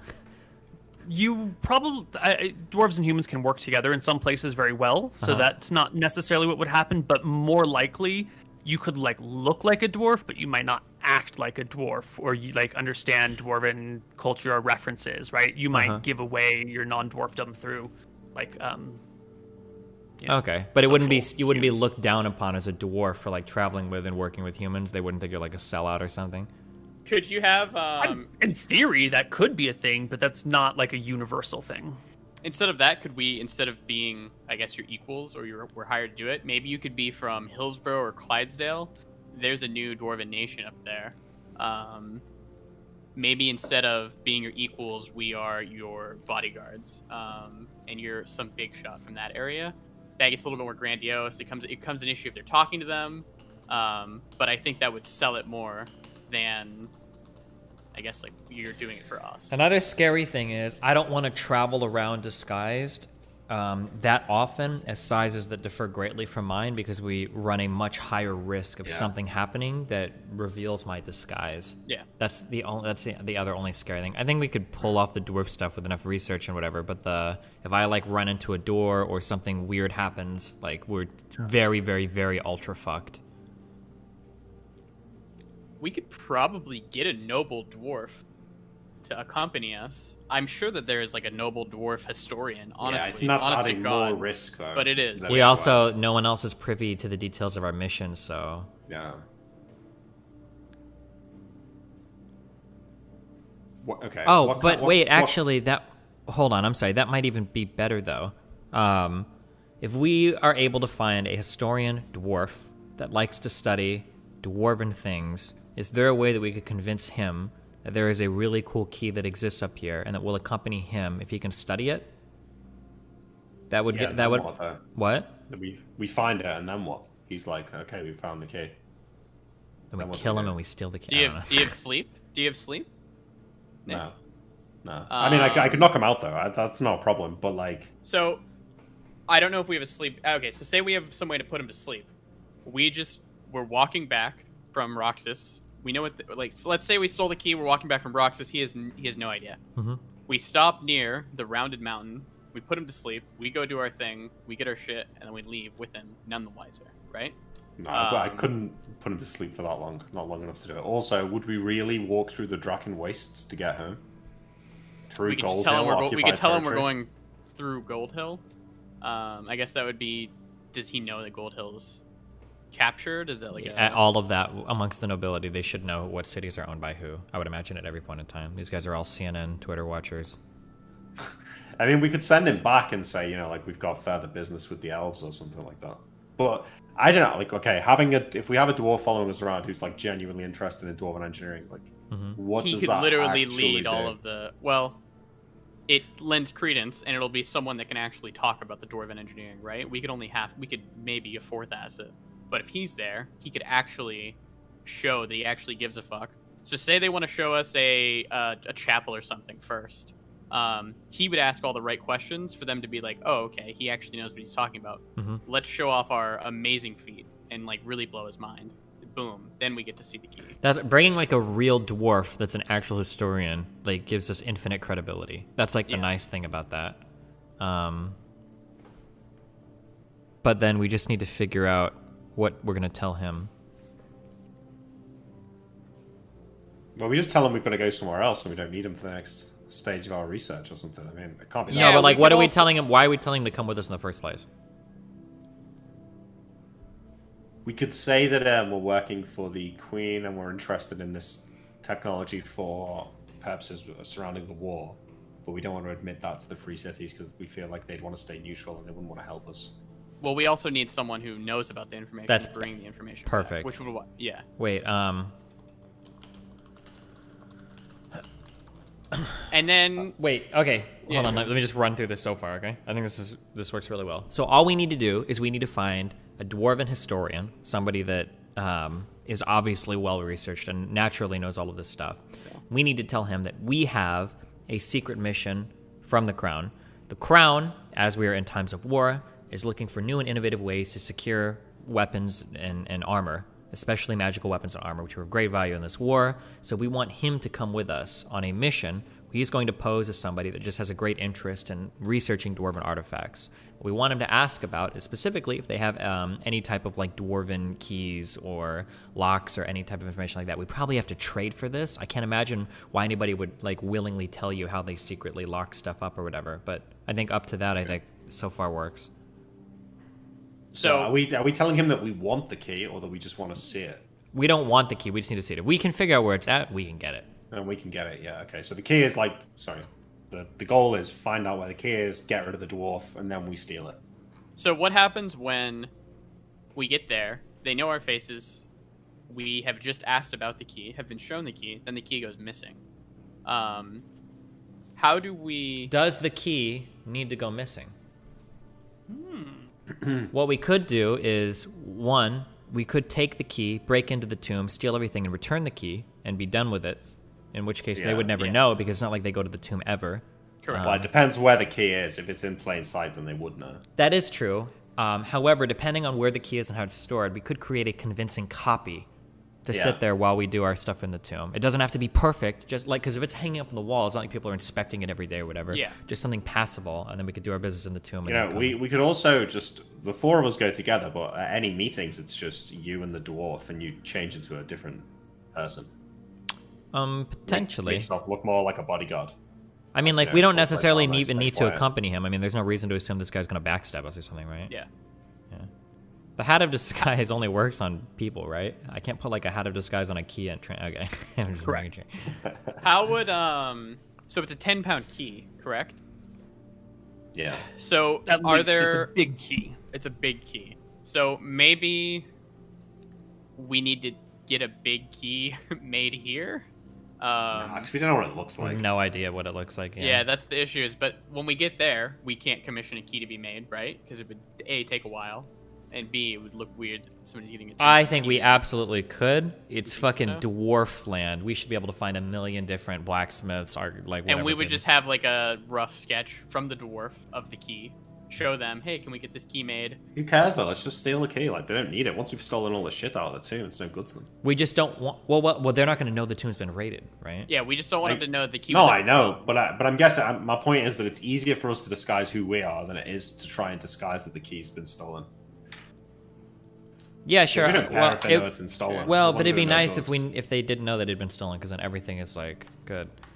Yeah. Because if the key gets stolen, then the dwarf that we're bringing with us is going to be like a prime suspect, and that could cause tension between our city. And we're bringing the dwarf on the request of the queen. Yeah, kind of that's how we're true. doing. Yeah. So I think it's hard to formulate this section of the plan without knowing exactly what we're dealing with here. I think we should find the dwarf, get down there, see what the lay of the land is, and then work out the heist part once we know where the key is. Yeah, I think that's fair.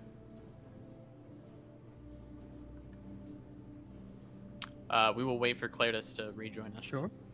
Claritas and the Queen will join you after you've had some time, and the Queen comes in with a green felt cloth wrapped over something. Oh. Behind her is one of her bodyguards, one of the like 9th level knights in full plate with a magic sword that follows her around everywhere. After everyone observes the appropriate formalities, she holds out her package to Imric.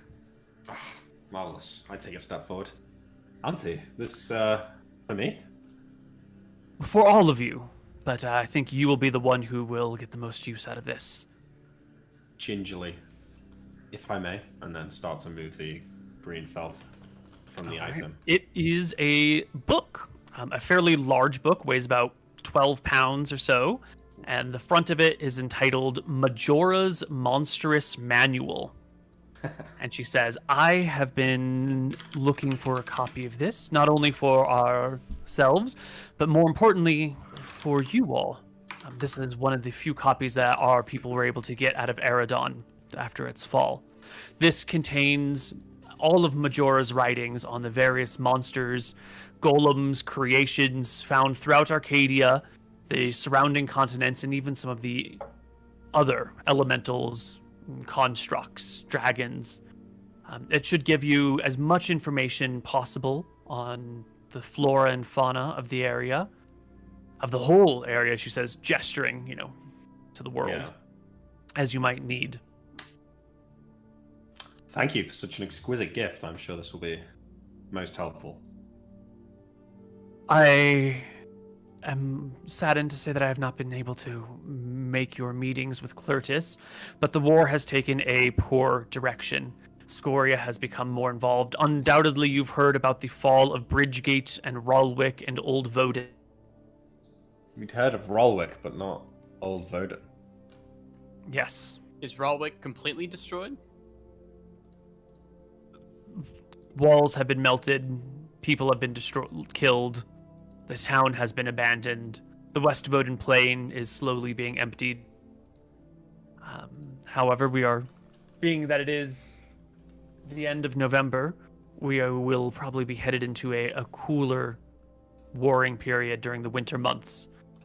So take advantage of this as best as you can. I doubt there will be much action on the front lines for months, weeks. Fantastic. This gives us time to find more items and grow stronger. When it picks up again, yeah, you can see like lines of weariness across her face. The toll of the ongoing war has clearly weighs on her. Fear not, the gods will favor us in the end. Of this, I'm sure. I wish I had your faith. Fake it till you make it. How is your uncle doing? She says, turning towards Imric. My uncle? I'm sorry, not Imric. Tyrael. Oh. I'm not sure. I haven't had much contact with him since we've been on our adventures. I'm sure he's doing fine. Probably up to mischief as usual, although I'm sure his old age is making that quite a bit harder. My sister, your mother, had mentioned some health problems that he had been having, but I suppose you've been away for too long. Yeah, I'm not aware. We'll have to catch up as soon as we have an opportunity to chill and catch our breath. Is there anything I can do for you? What do dwarves like to bargain for? I'm sure you've had trades with them before. What catches their eye? Anything in particular? In my experience, it's been more about what disinterests them. Their interests kind of vary, but they're never... I've never had a dwarf come ask me for something temporary or something minor. They seem to only ever deal with things that are sure and stable, long-lasting. It's never a momentary favor.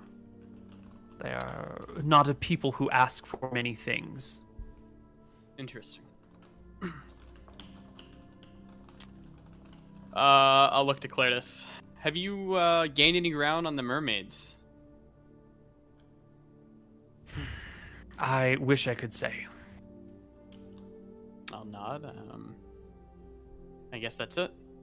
Clertis, should we, I turn to Tyrael and Anton, should we not ask Clertis about the historian? Oh. Yeah, so you mentioned something you could help us with. Something that we were wondering if we could get a favor from you. We think we have hatched a plan to get the key, but we're going to need to go on a false mission first. We were wondering if you could give us some sort of dwarven historian, and if we could go to these cities under the guise of the crown looking to research things related to dwarven technology. And we're hoping that the dwarven historian that we bring can give us some more information about the architecture and location of this key. But we would need him to think that he's on an official mission from the Queen in order to come with us. Does this seem like too much to ask for, or...? There is a momentary pause. afterwards, the queen bobs her head a little bit and says, "It might take a few days to get him ready, but there is one of my retainers. One of my retainer knights is a dwarf who is interested in history, as many others are. I could appoint him to this project. His expertise lies more in combat. History is more of a hobby and a passion, but he's well spoken on the matter and loyal, without a doubt, to the crown." Is he someone we could trust with our current mission, or? I mean, if the queen trusts him, I imagine we can trust him. Yeah. That'd be nice, because then we could fully. Yeah, no, we don't need to trick him. Yeah, Will earn and harder to lose. All right, that sounds perfect then. Sounds like that would work. Yeah. Well, we can wait in town while Clytus arranges a ship for us. We thought we might sail to Drunsbar first. Start there. She shrugs. Time is not of the essence. We can arrange a ship for you. Awesome. Well, I don't think we need to take up any more of your time, good queen, unless either of my brothers wishes to ask you anything further. I believe that we can let you get back to more important duties. My duties for the day are done. If you have some time, I would like to sit and hear your stories of how your missions have gone so far. All I've had to go by are Clertus's recaps, which are, she looks to him, factual, if missing the interesting details. Indeed. We spent a lot of time on boats, had time to practice telling these stories to sailors in about 50 different varieties, so I'm sure we can help you out there. I'll take a glance at the Great Knight's weapon. Is it super fine, Koibu, or is it just... Yeah. It is a one-handed sword, an arming sword, with a shark skin wrap around the handle, and it looks like some sort of gemstone that you can't quite tell if it's like red or purple or blue for a pommel. The crossguard is like a very angular V made out of probably just steel or some sort of steel, iron alloy, and the rest of the blade is hidden by the scabbard, but you can see the work is exquisite. It's clearly magical. No one would ever like wrap a handle in shark skin if it wasn't part of the item creation process. I'll take notes on the fineness and keep that in mind for my eventual perfect blade. All right. You can chat with people, do all the things, but she does express an interest and sit down with you. What is our coolest story that we tell her? Oh, I guess the fight with the vampire. Yeah, right? they're killing the vampire, I think, yeah. Yeah, that's The one thing I want to ask you, though, is there anything you leave out? Is there anything that you lie to her about, or you just kind of gloss over or skip around? I genuinely don't think that we've done anything heinous. Except for Anton's murderous animal spree or whatever, but... Yeah, except for trying to steal the dog. But that's not going to come up in the story, so... I'll kick the dog, yeah, for sure. I don't have to tell them the full Then context. you gotta tell before the stealing the dog. Yeah, that's next what minute happens. we're in an argument, so I think we should avoid that. It's just Maybe like I'll- Thanksgiving at home, guys. This is classic. This is how you start talk to to your talk family. about blinding the dog. I'll kick you under the table, straight you up. I think the best story will be the story of like when Sandra ambushed us in the house, and I was like watching the tree and realized too late that she was like coming to kill Anton and Tyrone. Bit of a slapstick element to the story, you know. Yeah. Get some laughs in there, and it was all fine because we won in the end. Wouldn't have been as funny if we'd have all died horribly and turned into vampires, but yeah. Oh, I doubt that she'd know about the noble family, but the something lady. I mean, I'll recant how we saved her, and then I think she went back to Rawwick.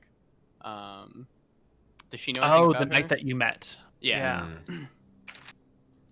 I don't know if the queen would know all noble families or anything, but I might as well ask. No, they're some small minor noble family the queen's not aware of. Got it. Yeah. Cool. Oh, Well, you also chat with her. we also brought that trader lady down to start a new life and a new business. We went through that all-female city or whatever. yeah.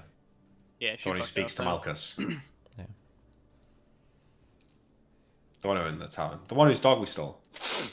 Yeah. Oh, right. Yes, Yeah. yes, the one that you brought to Pernissus Yeah, or Bondundasir or something like that. Mm-hmm. See, she didn't even want those dogs. She left them. Well, you actually got a point. She is actually quite intrigued by that tale. A person aligned with Malchus who has gone out of their way to help you guys. You know, it's never. That's the problem, is you can never really tell if it's a good thing or a bad thing when a cleric of Malchus is helping you, because they might really want to help you, or they might be trying to sabotage you in some way, and like they've got really good motivations to do everything. So it's always a point of interest and concern when you bring up clerics of Malchus giving you a hand. She'll ask you if you revealed your true identities to this cleric. Of course not. I don't think I don't think we've revealed it at all. No. No, we've been good. Not to a single person. Not even to the pirates that. No. Yeah. I guess we could ask her general thoughts on that. Like, we should.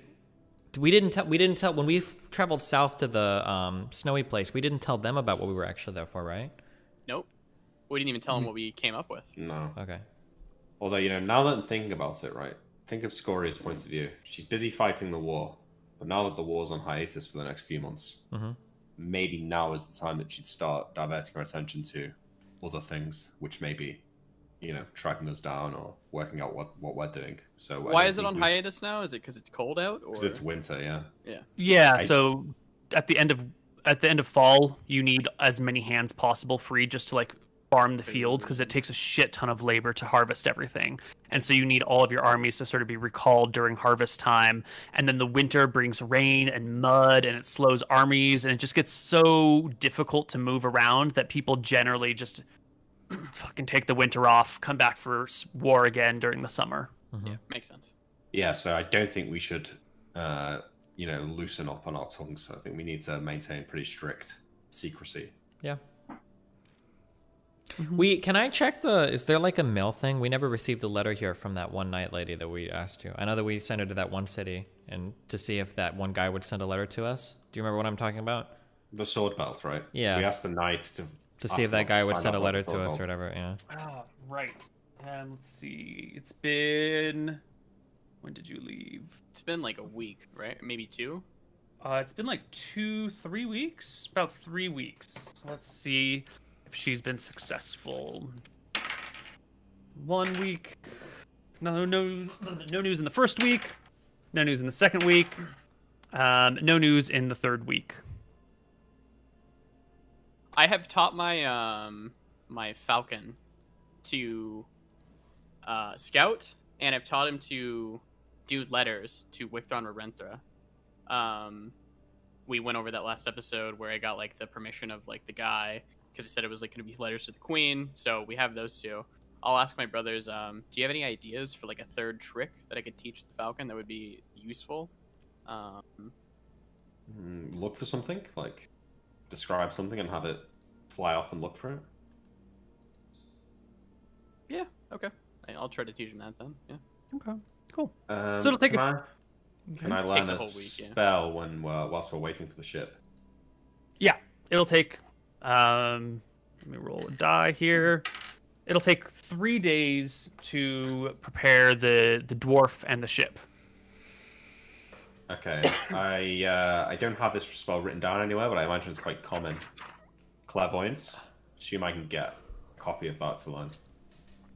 Yes, you can get a copy of that to learn. It's in the diviner here in the castle will teach it to you. Okay, do I get a bonus since he's teaching it? Yeah, 10% bonus. You have a tutor directly. Nice. Easy. Okay, and days? 3d2? Okay, so it'll take you 5 days.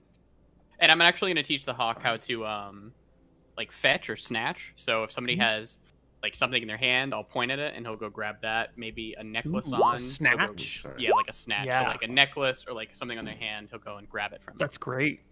How long does it take to teach a trick? A week? It takes 1 week. Yeah. Okay, so we'll take another 2 days. I could also do it on You the guys will leave. boat, I think, but yeah, that's... Yeah, you'll probably want to be on 2 land days. for that. It might be awkward on a boat. Cool. Okay. Take any gear that you need. Are you going to bring those swords to give as gifts? Those +1 items that you've been collecting? Should we just bring a few and just give them as gifts to, like, the council? So what is the goal with this?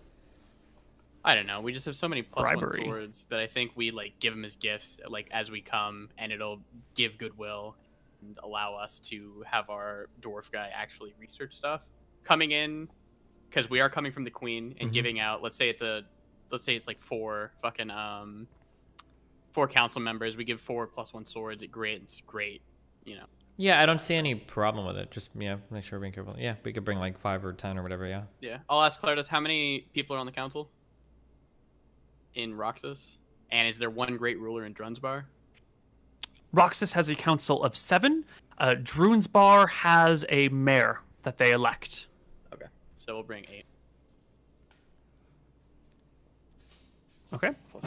You have a place to stow these 8 magic Yeah, items? I was gonna ask, are we able to take them on? Are we able to like bring a carriage with us, or? A carriage by boat would work, but once you get to Drunsbar, like taking it across land where there's no road would be a huge pain in the ass. What's something that you would bring, I guess, if you wanted to transport?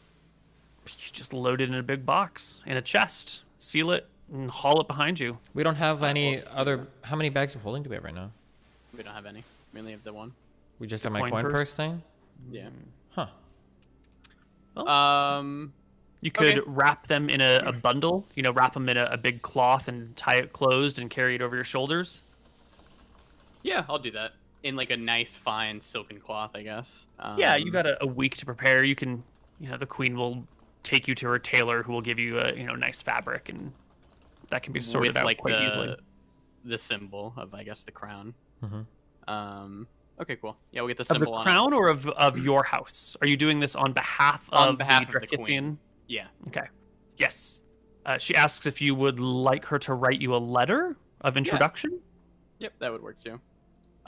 Including the letter for like the dwarf, like why we're there, because I think we explained that to. Yeah, if you want to dictate a letter, she'll just sign it. So one of you type up like a quick, Like Interior will dictate the letter. We're not worried about this seeming us asking them to be a bit too partial to a particular kingdom as free cities, are we?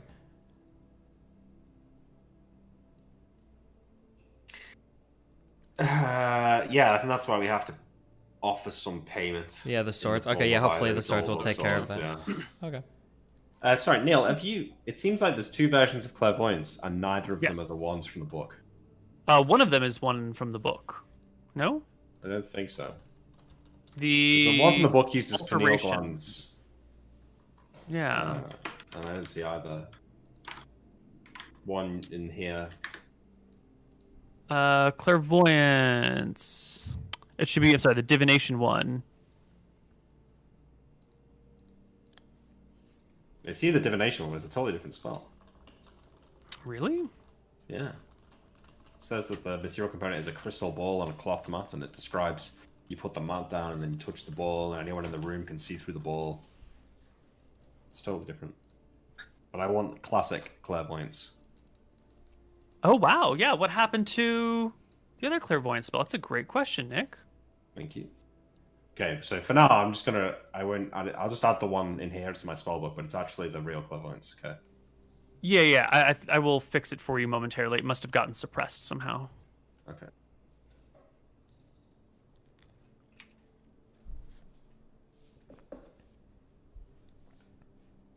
Yeah. How did you... Okay, if you refresh the spell list, it should be back now. Okay, thank you. I'll ask my brothers, I guess. Do you think instead of one of the +1 weapons, we should bring one of the axes from the tomb, Angus's axes, or do you think that's fine? Would they have any value to the dwarves? It can't hurt to bring one, right? I don't know if it'd have any value. Yeah. To bring what object? One of the Angus axes, the Minotaur ones. I guess we're coming for history, so we bring one item of great history to like maybe sweeten the pot. I don't know. They might be interested, but it's up to I think we should bring a significant amount of like gems and gold as well, because there's a good chance that that's what they're gonna want. Sorry, if go you ahead. think so. I was just gonna bring the 8+1 weapons. Yeah, I think bring the weapons. That's definitely what we'll aim for. But they might end up being like, we have no use for weapons. I want gold. Neil, can I buy some pineal glands? Yes, there's a magic shop in town. You can buy all the things. I shall buy 10 pineal glands. Right. And as long as you're not buying anything expensive, we don't really have to worry about prices. Just weights. Is it possible that I could meet with, or that we could meet, I guess, before we go with the dwarf? Oh, absolutely. You're gonna have to. The dwarf's name is Lazar. Greetings, Lazar. I am Anton. Anton? Ariel? Emmerich? I've nice to meet heard you. of you before. I had a quick question for you. What do you think, well, you know our mission. What do you think dwarves would want? Depends on the dwarf you're talking to. Tell me, what do humans want? I guess it depends on the human, huh? Yeah. Okay. All right, then. I'm glad we settled that. This is the start of a very fruitful relationship, I can tell. Well, Lazar, has Clertus filled you in on the details of our mission here? I don't think you need the full story, but at least specific to what we're trying to achieve in the Free Cities. You're looking for a historian to dig around and research storage devices, dwarven methodologies and inventions. We're trying to find specifically the location of the key to Vlad Olmar's tomb, which we believe is in one of the 3 cities. However, yeah, we're going to do it under the guise of researching dwarven technology for use by the crown. I see why Clertus left this to you to tell me. I would have thought he would have told you, but... He's a slacker. You know how Clertus is. Wow. Spends his whole life in a book. A very confrontational man, I suppose. Right. Vlad Ormor's tomb, huh? Yeah.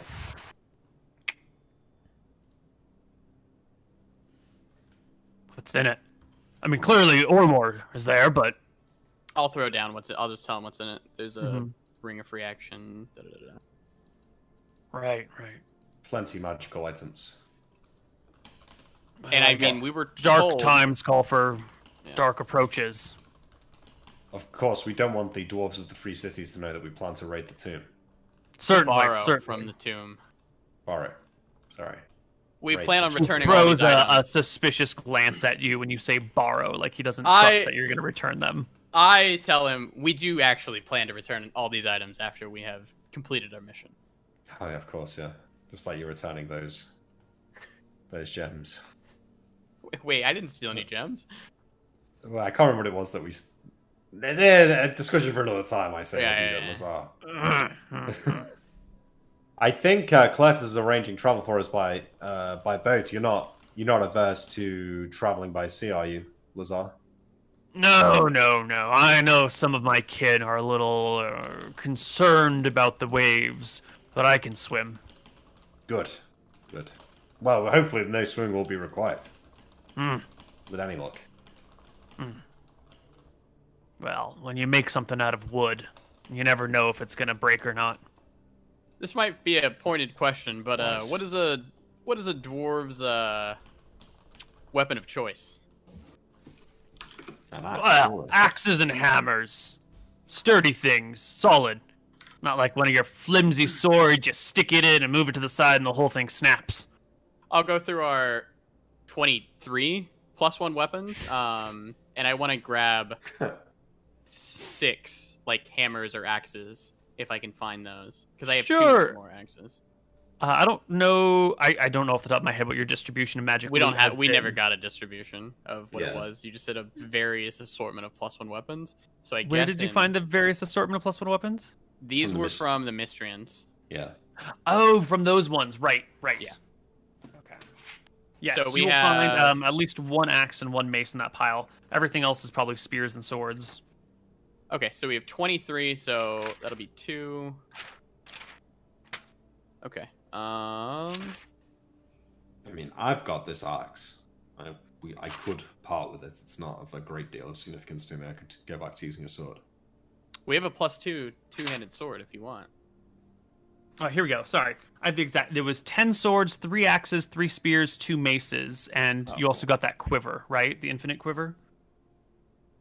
Yeah, I think so. Yeah. How many axes and maces? 3 axes, 2 maces. Perfect. So we've got the 3 axes, the 2 maces, and then the Minotaur axe. Well, we also have 2 magical maces from the tomb of the Minotaur, so I think we're good. 3, 6, 7, 8. Yep, we got 8. All right, Great. Let's go and stand on the dock impatiently and wait for the ship. All right. You guys can wait impatiently for your ship, which will eventually arrive. A lot of you can hop on, take to the seas, which will be a bit of a long journey. Wait, before we do this, we don't need anything, do we? Are we good? To travel, you mentioned that like these lands were rough or whatever. We don't need anything special to travel through any of these lands or whatever, right? Well, the Draken Waste has very little supply of water. Yeah, we could do with larger water flasks. Yeah, and your Cloak of Plenty has enough food for you guys to subsist on if it's just 3 of you at like a pretty meager level. You know, it's enough to get you going, but you wouldn't want to survive on it for a long period of time or in like harsh conditions. If you're like climbing mountains, it's not going to be enough food for you. There's a whole thing of mead as well, but I think that's 1 drink. So it might be able to be okay for 1 person, but you know. Yeah. So you'll need water for the Draken Wastes, maybe some food if you're going to be in there for a long period of time, and if you're bringing the dwarf with you. We have good berries if we need food. Let's grab large water containers here first, so that way we don't have to be in like Roxas and buy a bunch of large water containers. Okay, are you able to carry them? Because I'm going to be carrying all these swords and shit, and it's going to be heavy. Well, we're not going to be doing any running, right? We're going to be sitting around on a boat. We can be encumbered. Okay. I'm just severely encumbered. Or as long as we don't need anything super special, we can just get this stuff at the free cities too. It's fine. We can probably get larger water flasks or whatever, right? Yeah, it's fine, but I don't want to. Then it might be like, why do you need large water flasks? You're not planning to head into the Draken Waste, so. If there are merchants, I don't think they're going to be asking questions, right? true. We just might want a large water flask. Like, fuck them, yeah. Sure. Yeah, you're right. You can't cast Create Water, no. Nope. Anton. I cannot. Okay, cool. Let's go. Okay. All right. Well, why don't we take our first break before we set sail to Droon's Bar, and we'll see you guys on the other side. All right, we'll be back.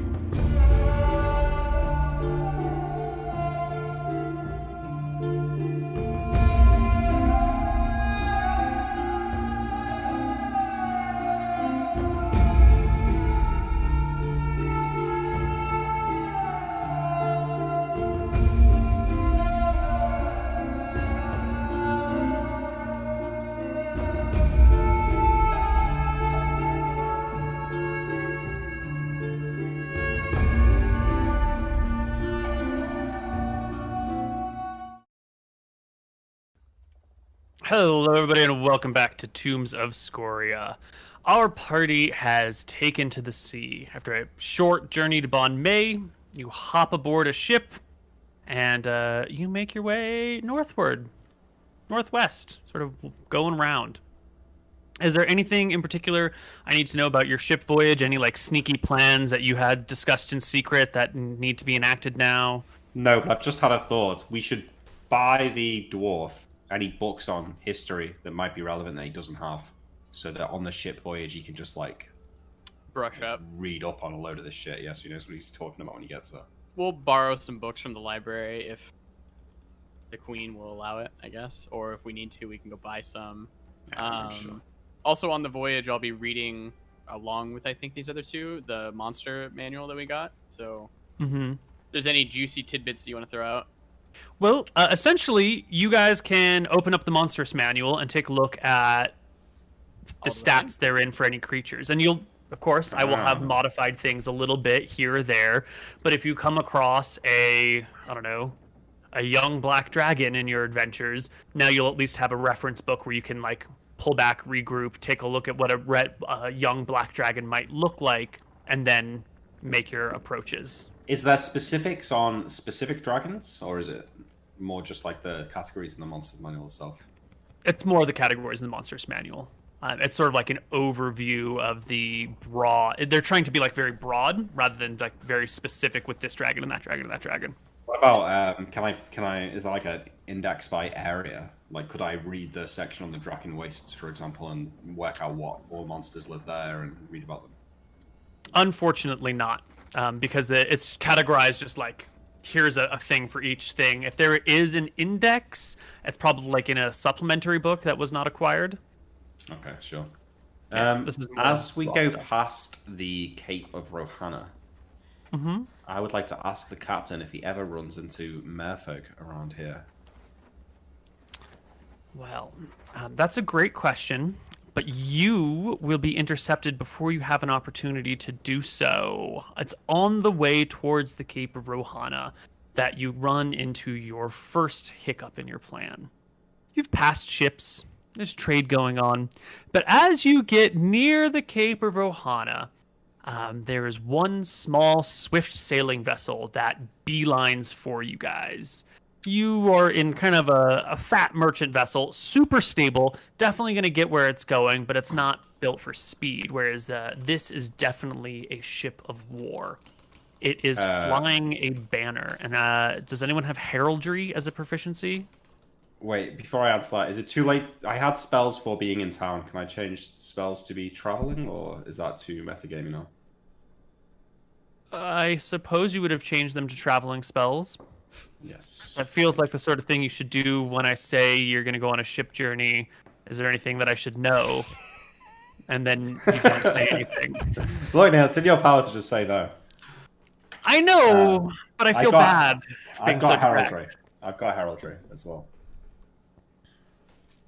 Okay. Give me a heraldry check. 29.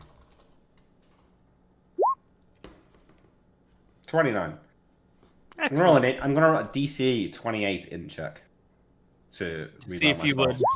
Oh, okay. You can't argue with that. Okay, that's fine. You literally can't. Okay. We'll let it slide. But I just hope you feel bad about your life choices. Moderately. Yeah, that's okay. That's all I wanted is just guilt.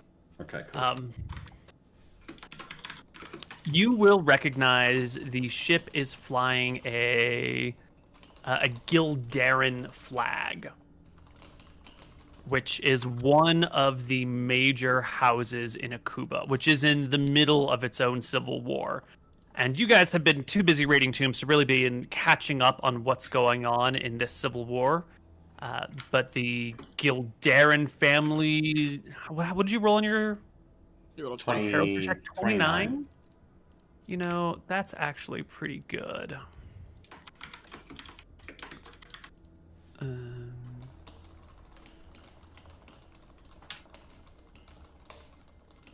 The Gildaran family from Akuba is a predominantly human family who has been in charge of the treasury. The Akuban society is broken down a little bit differently. You've got like, what, 3, 6, 7, 8, 9, 10, 11. You've got 12 major families, and rather than like this family rules this area and this family rules this area, it's all families have like an equal spread across the board, but they all rule different sectors. So the Gildarans are in charge of overseeing the treasury. The Shazaran are in charge of the justice department, so to speak. The Abudads are in charge of horses and knights and equestrians. The Orans are the scholar, you know. So each region has its own, it has representatives from all families, and they just control a particular governmental interest. So when they broke into civil war, things got a little bit complicated where everyone was everywhere and lands just kind of ended up haphazardly about. This ship belongs to the Gildarans, predominantly human, used to run the treasury. Now they're doing something or other. You would know that the Tezrohan family is the family in charge of travel, and the Stonesong family is this family in charge of commerce, which would typically be the ones who have most of the naval power. Can I, as soon as the ship is made apparent to me, can I have the my hat on? I just want to look kind of like an older-ish, like chill man. Absolutely. What would the hat? What sort of head ornament does the hat become? Can it be like a toupee or a wig, or does it have to be like a hat? If it has to be a hat of sorts, then it would just be like a sailor hat. I'm sure there's something they wear to protect themselves from the sun. I think it can be like a comb or a bow. So I don't suppose. I'll just have like a normal, whatever like a normal sailor hat would be, I guess. Have a pick in your hair. No, yeah, like a little cap going on there. What do you? A newsy cap? That'll do. Okay. This small ship is cutting right towards you as you guys like pass between the mainland and Leech Isle, and it kind of, it's coming from the direction of Leech Isle towards you at a quick pace, and it is bound to intercept. I'm gonna poke Imric and Tyrael and tell them to maybe use their spy glasses and see if they're armed.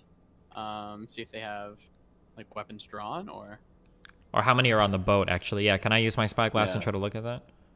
Absolutely. You can get a good look at them from about a mile off. You can make a head count. It appears in addition to the people who are manning the sails and the oars, you have what looks to be 20 armed warriors on the boat. Some of them look to be knights. A few of them look to be men-at-arms. Some of them have crossbows as well. Mm-hmm. I'm going to tell my brothers that I have a few hold persons and dictate and command ready if we need, but... It would be a shame to have to kill these men. Would it be a shame? I looked at the captain. Does this usually happen? I've not come this way since the war began, but, every now and then someone intercepts us. If they're going to be pirates, they'll probably fly a piracy flag before they arrive all the way. Otherwise, I don't know. Do you have any fighters on board? Myself, a few of us can hold our own, but not against trained warriors in armor. Oh, wait, what type of armor are they in? They're just wearing like light leathers. But I assume our dwarf has a weapon and armor, right? Of course. He's a knight. He's got Yeah. chainmail. He's got a battle axe. I'll ask the dwarf and my brothers. I'll ask the dwarf, how do you feel about this? Then I'll also ask, do you think we should arm these people with I'll pat the sack. I mean, what do we expect is going to happen? They're going to try to board the ship and take it over, right? You said it's like a tiny like frigate. They don't have like weapon, like they don't have cannons or whatever on board, right? Yeah, we don't have cannons for anything. Ships will generally ram each other, or you ram and then you board and fight hand to hand, or you take them down with missile fire or spells. If they try and board, the crew should go below deck, and we should fight it out on top. We don't want to risk the crew dying and being stranded here. It's true. I don't think they're going to be much use. Terrible. Well, we'll tell them that.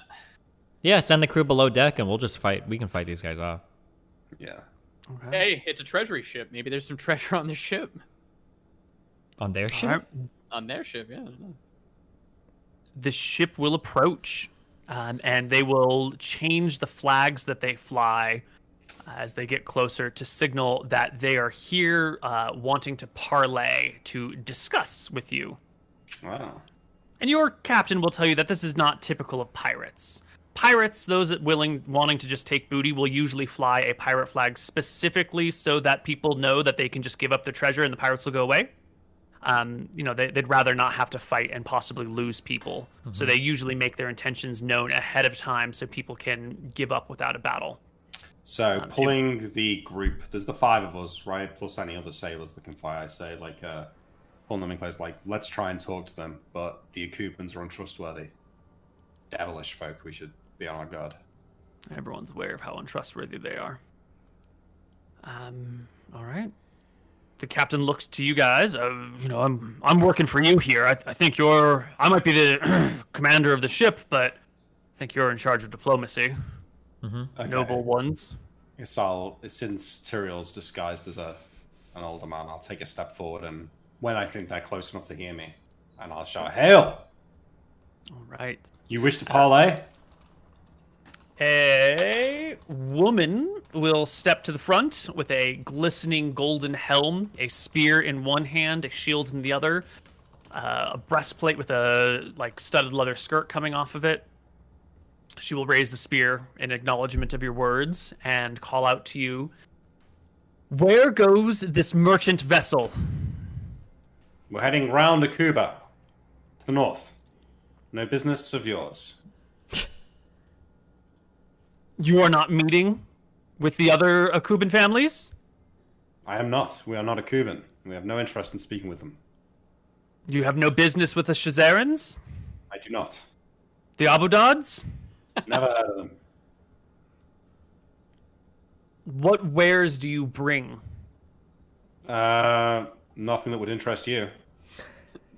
Do you mind if we come aboard then and inspect for ourselves? We promise to leave you in peace if you are of no threat to us. Under whose authority? Under my authority. Misha, leader of the Aldir Dogs. Commander of the Oars of Velthara.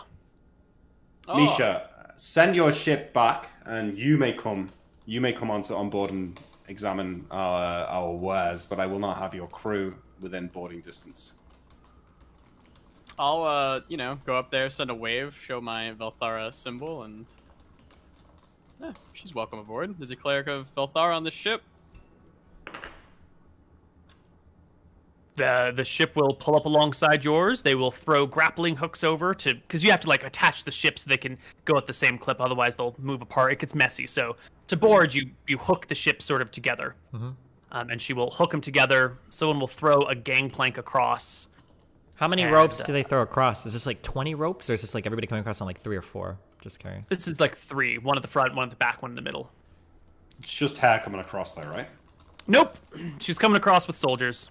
Wait, Misha, lead your men. For sure. Absolutely not, she calls back. I will not fall into your trap, coming aboard by myself. This is no trap, Misha. You impose yourself on us. Either come on your own or don't come at all. She This walks is your across, terms. and other people are following. I She's cast whole ignoring person on your the other term. people, then. Nice. Whole person then. All right. Wait, hold on. It's too late. Wait, no, I don't care. Just stop. I want you, Koibu, right now. Draw us a boat. Draw us the planks. I want to see where everybody is. Yeah. Yeah. It's a great idea. Yeah. Okay. Before we go any further on this, okay. You're actually already surrounded by 12 soldiers as they all now take their double attacks at you. Yeah. This would be as she's in I would hope in the middle, and then she says no and takes another step. That's when my hold person goes off at the very least. Well, that's when we would roll initiative because you still have to cast it, right? It's not like it's a held spell at the tip of your lips. It's you begin to cast. Yeah. It's got a casting time. Ship packs.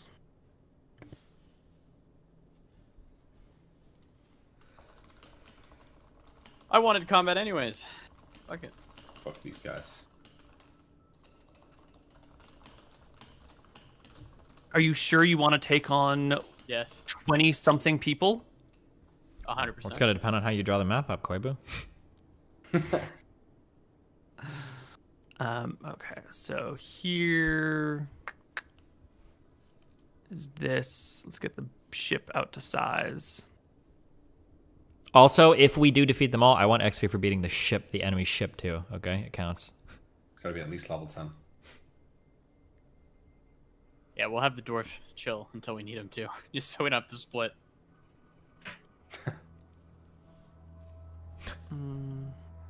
Why does this motherfucker want to come our ship? And then it's like, I'm not gonna fall into your trap. I know, yeah. You came to us, motherfucker. Yeah, but also like, you know, she boards, you guys decide to like kill her. That's a pretty easy ploy. If you are people who are if you are working with her enemies and you're like, yeah, come aboard, but just you. Like, that's the sketch. It truly isn't sketch, Neil. What sketch is her? Super sketch. She is sketch. We all know. Oh yeah, of course she's sketch too. Everything is sketchy going on right now. We're about to start another war. We're about to be Nice fighting on two fronts. boat, dickheads. Look at this shitty boat. Yeah. Their boat sucks ass. I could probably tip that over. If you throw a rock Yeah. at it. So their boat doesn't look as high as ours, Neil. Are they really coming across on a gangplank, or are they climbing up ropes? Yeah, it's a gang. It's like a slanted one, Is but it it's still slippy? there. Is it wet? They having to concentrate? Could they easily fall off?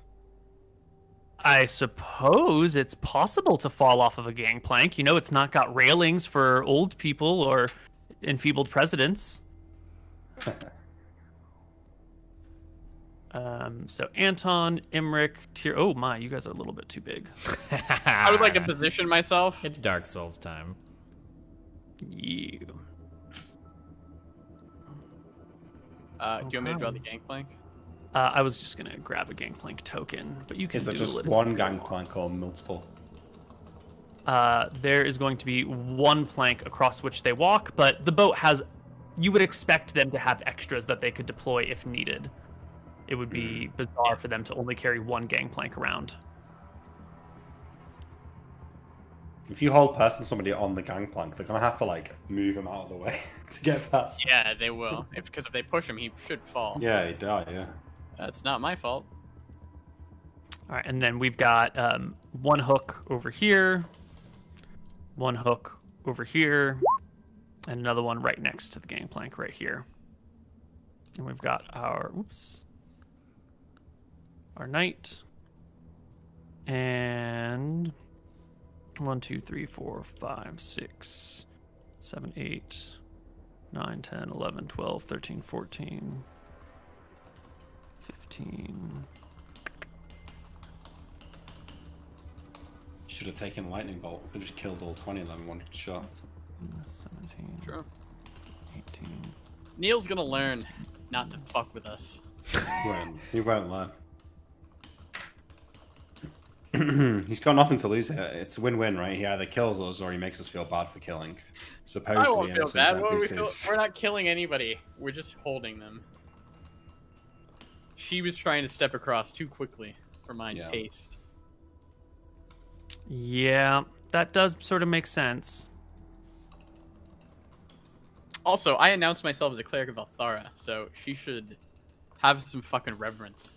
Exactly, and you know, I do not trust Neil not to betray us with this. This is 100%. Jesus, what is this boat? It's full as fuck.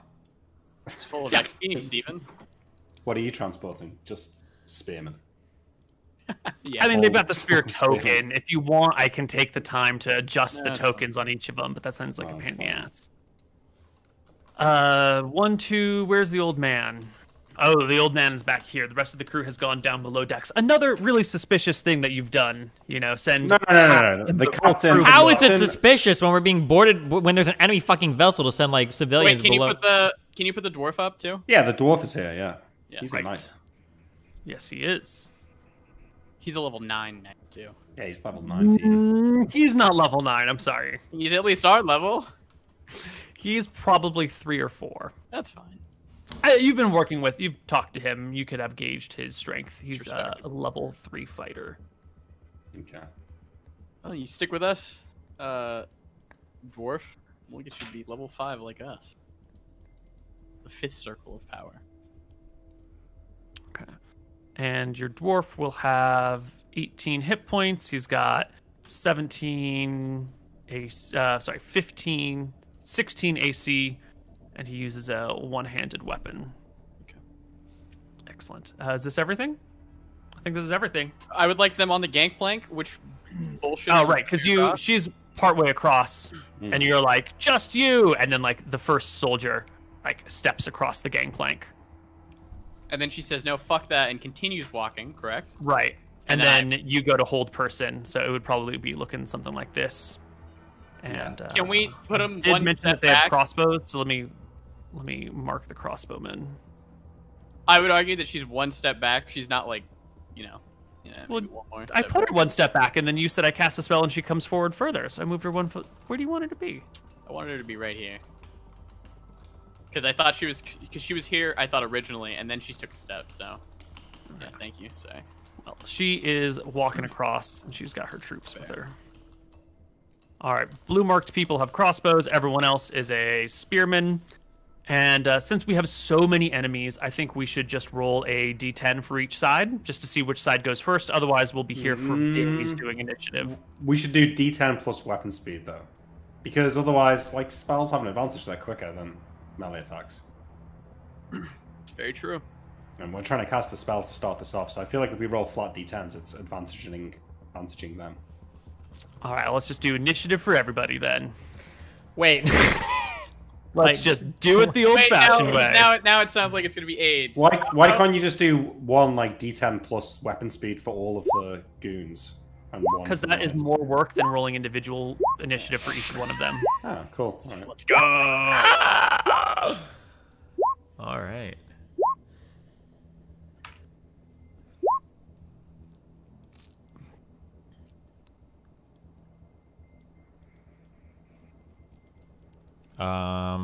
If I want to cut the rope here, what is my? I'm just doing a weapon attack. Yeah, it would be a weapon attack. I could cast a spell and cut the rope in one turn right now. It shouldn't be a problem. As long as you are in a non-threatened situation, I think you could cast a spell, and at the very end of the round, you could approach a rope and try and cut it. Where's our... But if you're in a situation where, like, you know, they might be attacking. Also, why are you way over here when the rest of the party's down here, Tyrael? Out of curiosity? Because Why are you said they standing were so throwing far? ropes and stuff, so I figured I would walk near where a rope is. I'm gonna try to cut the rope, of course. Oh. All right, cool.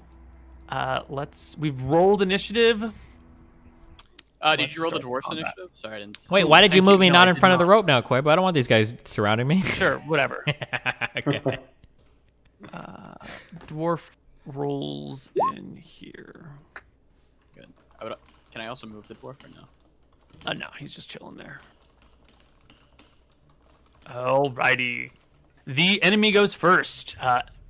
Anton goes to cast a spell, and the prepared soldiers who are fighting wars go see what's I would like to. The crossbowmen will take some shots at you. Really? Absolutely. How do they know? You're I'm like, casting just you, and she's like, because you're a cleric of Elthara. Yeah. You're all like, no, don't do it. And then she's And like, then I I'm going to start put it anyway. And then the cleric like goes to grab his amulet, these guys are soldiers in a war where there's magicians and clerics. They know what a cleric looks like when they're casting spells. No Absolutely questions. nuts. 100%. What do you think they are? Like dumb butts? No, none of your soldiers are dumbos, Neil. I apologize. All of your soldiers you. are crack team. Thank you. All right. The first guy will take a crossbow shot at Anton. Aiming up. Which is a 4. 4 to hit. It sails well overhead. How Everybody much else cover just do I have queued. from the ship? You would probably have about 50% cover from the height of the railing. Ooh, is ship Nice. railing? No, it's railing, not planking. Should be 25% cover. You really gonna? Yeah. Let me just take a quick look at a ship's sideboard. Still a few pictures of old sailing ships lying around. Oh no, it looks like it's only really gonna. It's not. It's gonna be nothing for coverage, really. You got like a little beam as a handrail, but otherwise, like the coverage really only comes up to your shins or something. All right. Yeah. Anyway, it's a 4. It's a miss. Woo! The rest of the soldiers are preparing to move, and Imric will take his turn. I cast mirror image and I go over here and cut this rope. Movement and rope cutting will happen at the end of the round, but you can mirror image yourself with how many images do you have? At the end of the round. Why can't I do it on my turn? Because that's. I said. I get that. I thought you meant that I have to cast the spell first and then I can do it. No, at the end of the round, the spell casting section says if nothing else is going on, spellcasters might be able to get a move at the very end of the turn. I'm looking up the spell section right here. Really? Spells and combat. Touch spells, missile weapons. That's just touch spells. Where is it? Yeah, because spellcasting is a no-move action, and then if you're at the very end of the round, you might be able to get a little bit of movement, and since this ship is not huge, you should be able to make that. 107 and 111. 107. Casting spells. Once the character has begun, the caster must stand still. Casting cannot be accomplished while riding a roughly moving beast or vehicle, unless special efforts are made. Thus, the spellcaster cannot cast from the back of a galloping horse. Blah, blah, blah, blah, blah, blah. During the round in which a spell is cast, the caster cannot move to dodge attacks. Therefore, no AC benefit from dexterity is gained by spellcasters while casting spells. Furthermore, if a spellcaster is struck by a weapon or fails to make a saving throw before the spell is cast, the caster's concentration is disrupted. The spell is lost in a fizzle of useless energy and is wiped clean from the memory of the caster until it can be rememorized. That's not the movement. Is that the next page?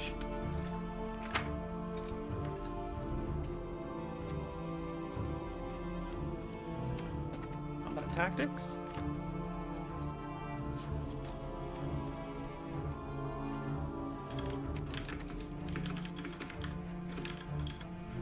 Look at what you did, Nick. I mean, sorry. Should have just lightning bolted them. There we go. No move actions. Casting a spell. Even if a character chooses any of the no move actions during her turn, she can still adjust her position during the action phase, which we're not using these phases. So you can like change the way that you're facing after casting a spell. Movement initiative.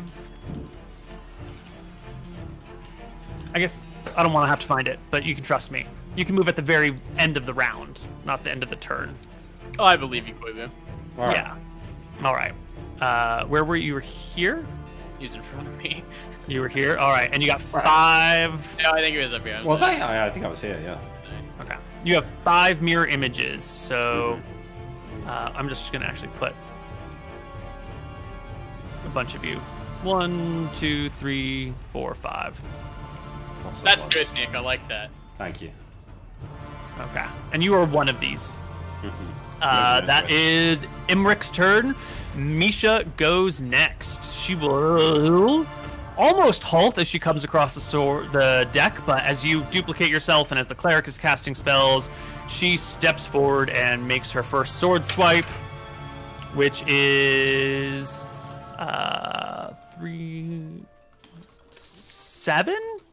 17 to hit. Oh, that hits. Yeah, 7 on top of the D10. D10. So the 10 on the D20 plus 7 is 17. Words hard. Give me a D5. On a 1, she strikes you. On anything else, she hits a mirror. Boop. Mirror is gone. She steps into its place. Next soldier will take a crossbow shot, also at Anton, with a 6 to hit. Miss. Next soldier will take a crossbow shot at Anton with a natural 1. This guy will move across the board and take a stab with a 12 against you, Anton, which is Imric, which is a miss. Yep, miss. And our dwarf will go. Huffing and puffing, round the mast he comes, getting into a flanking position on Misha. No questions asked. You can't trust the Akubans. He swipes with a 2, 3, 4 is going to be a 4 on 8 is a 12 is a miss. Whoosh. And next person is going to be a crossbow shot. This one over here at Tyrael.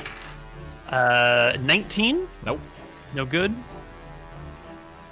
Crossbow shot at Tyrael. 14. No. Crossbow shot at Nick with an 18. That hits. Give me a D4. It's D5 now. There was 5 images, so there was 6 of us. Oh, you're right. You're so smart.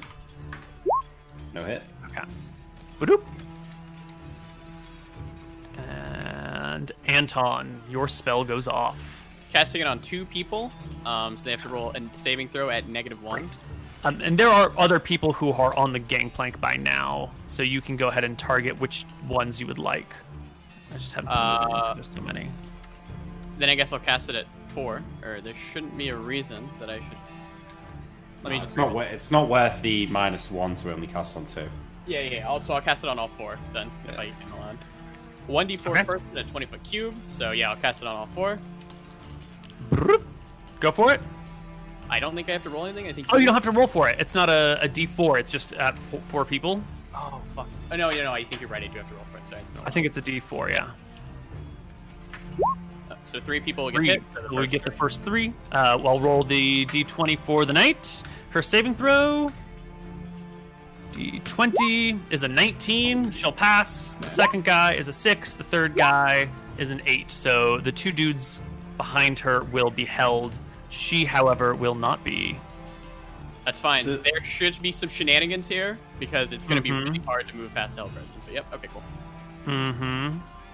This map is to scale, right? Yes. Tyrael, take your turn. I will take a swing at this. You're not threatened. You can just cut it. Okay, yeah. If you were in combat, if there was someone at you, actually, you are being shot at by bolts, which you are actively trying to dodge. Yeah, I'll cut it then. Yeah. What's my 2 hit? I think it's just gonna be a regular attack roll, and I think rope AC is DM screen. Just don't roll a 1. Rope has 2 to 4 hit points, and you just need a 10 to hit it. Okay. What do I get for critting the rope? The shockwave from the roll rope. Any dice you the want. rope The should rope snap back and hit somebody in the face. The pressure of the rope whips back towards one of the archers, whapping him in the face, sending him tumbling to the deck before he regains his balance. Does this cause the ship to like move like this, Neil? Not yet, but it will begin to drift if motion is applied to the ships. I mean, they're kind of in motion, so yeah, eventually the back will start to swing away and the front will swing towards you. The people who are held and the guy on the plank might have to fall, and the plank might move. Most definitely. Okay, we've got 2 crossbowmen left. One on each, one at the top, one at the back. So 1 more shot at Tyrael with a 13, and 1 shot at 2 spellcasters. But there's 4 of one and 1 of the other, so they'll go at the spellcaster that is there only 1 of, and roll a 5 against you. Not today. So, end of the round. The enemy will drag out a second gangplank because the people who can't do the thing with that. I cut this rope on my turn. All right, end of the round, you can cut that rope. It is gone. And 2 more gangplanks are thrown down. Let's roll initiative. Does it look like after you cut the rope, I imagine, are there going to be more ropes coming across, or was this this came from a grappling hook? I don't know how many more. Does it look like someone else is preparing? Oh, they will definitely have other grappling hooks, and if you look into their masses, you can see them preparing to board with grappling hooks again. Okay. I'll roll to hit.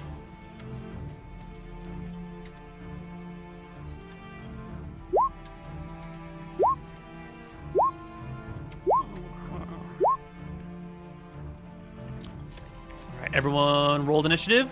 Yep. I am rolling for a command spell, by the way. Excellent. Imric, you go first. Alright, I step to the edge here on the gangplank. Like, not on the gangplank, but, just at the edge, so I'm still on the ship. Right. And I will draw my bag of coloured sand and colour spray in a 20-foot cube and try and hit, all 6 of these, so it's D6. It's a 20-foot wedge, right? Yeah, 20 by 20. Okay. So you can hit these guys, no problem. This guy. This is These guys in the back row Maybe are out of not, range, not, but you not can hit this each one. Not the like this guy. 20.6. Why don't you just walk further onto the gangplank? No, it's alright, man. I'll Maybe roll a you can definitely d6. hit them. I'll only hit him if I roll a 6 here, which I probably won't. So. Okay.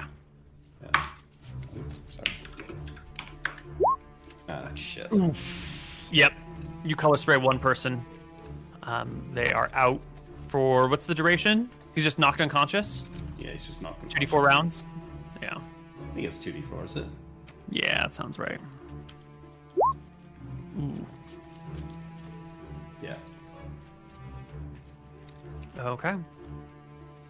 Next soldier will hop to the board. Whoops, you guys are all... And scurry across, leveling his spear at you and trying to run you through with a 17 to hit. That hits. That will hit. And I guess we still roll the D5, a D4 now? D4, yeah. Yeah, because there's a lot of you moving around. 1. It is you he hits. And he will do 2d4 damage. You will take 2 plus 2 for 4 points of damage as he guts you. Next guy scurries across and will scurry to here. And this guy will scurry to here. And they will get behind your Dwarf Lord and take 2 stabs at him. 1 with a 5, 6, 7 with back attack. 16, 17, 18, 20 total will hit but not crit the dwarf for 2 and 3, 5 damage. Imric. Nope. No? He put it on there twice. Oh, you already went. Okay, you're on here twice. Got it. Then next guy is back here. He will very carefully try to, like, you know, he throws his spear back on the deck, brings his arms underneath his buddy's, you know, frozen body, and tries to drag him held back onto the boat. I'm gonna give him a dex check because dragging a person across a gangplank while in the middle of the high moving seas ships. is tough. Yeah, it's not gonna be an easy thing. Attached. All right. So he will drag and do this. That is his whole turn. Anton. I'm going to point. I'm casting command, which should have no saving throw if she has less than 13 intelligence or less than 6 hit die. And I'm going to cast, or I'm going to say surrender at the knight. Okay.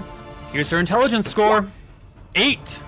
And she is less than 6 hit dice, so no saving throw whatsoever. So no, it's done. She tosses her sword to the ground and throws up her arms in surrender. And I'll yell at the rest of them, follow suit! And at the end of the round, I'll have movement, so I'll kick her sword away. This is definitely an opportunity for us to roll a morale check here, because we're in war. They are aware that there are spellcasters and clerics, and these things can be done. However, when your commander surrenders, you generally surrender as well. But they're facing a cleric, so we're going to use a morale check to see if they can, like, piece it together. If they feel like it's a spell, or if they feel like they should follow the orders. It's a roll of 2d10, and we want to roll below. A roll below the morale value means they pass. A roll above means they fail. And humans, soldiers. Not a sailor. Will we have any bonuses on this since it is their commanding officer surrendering? Yeah. The soldier has 11 morale, and we're going to have some modifiers here. Let's see. So 11, they've not been abandoned by their friends. Their most powerful ally is not killed. Leader. They outnumber their opponents 3-1. So they get a +2 to the morale, which brings it to 13. However, there is a spellcaster on the other side, so they get a -2, so they're back to 11. Is that stacked with 2 spellcasters on the other side, or no? No, it's just if there's magic on the other side. Let's see. Creature was not surprised. No extra checks. No defensive terrain advantage. Not really defending a home. None of these things other apply, so it's just going to be a 2d10. They want 11 or lower Why don't you roll it, Anton, since you're the one casting the spell?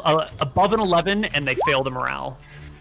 Nope. All right, they hold fast. They think it's a ploy or something else is going on. And either way, they've got the numbers. They can rescue their captain, even if you've taken her hostage. Okay. But she will lose her round and is disarmed. Next soldier will come aboard. He's actually going to go past the dwarf and try and push his way up here to fight Imric. Tyrael. Opportunity. This dwarf can see it coming. He's probably positioned so he's facing the this way because he's right between the two. So as the one guy runs past him, he'll take an attack of opportunity, a swipe with a 20-something to hit, easily whapping the guy for 5, 6, 7, 8 points of damage, which will not quite kill him.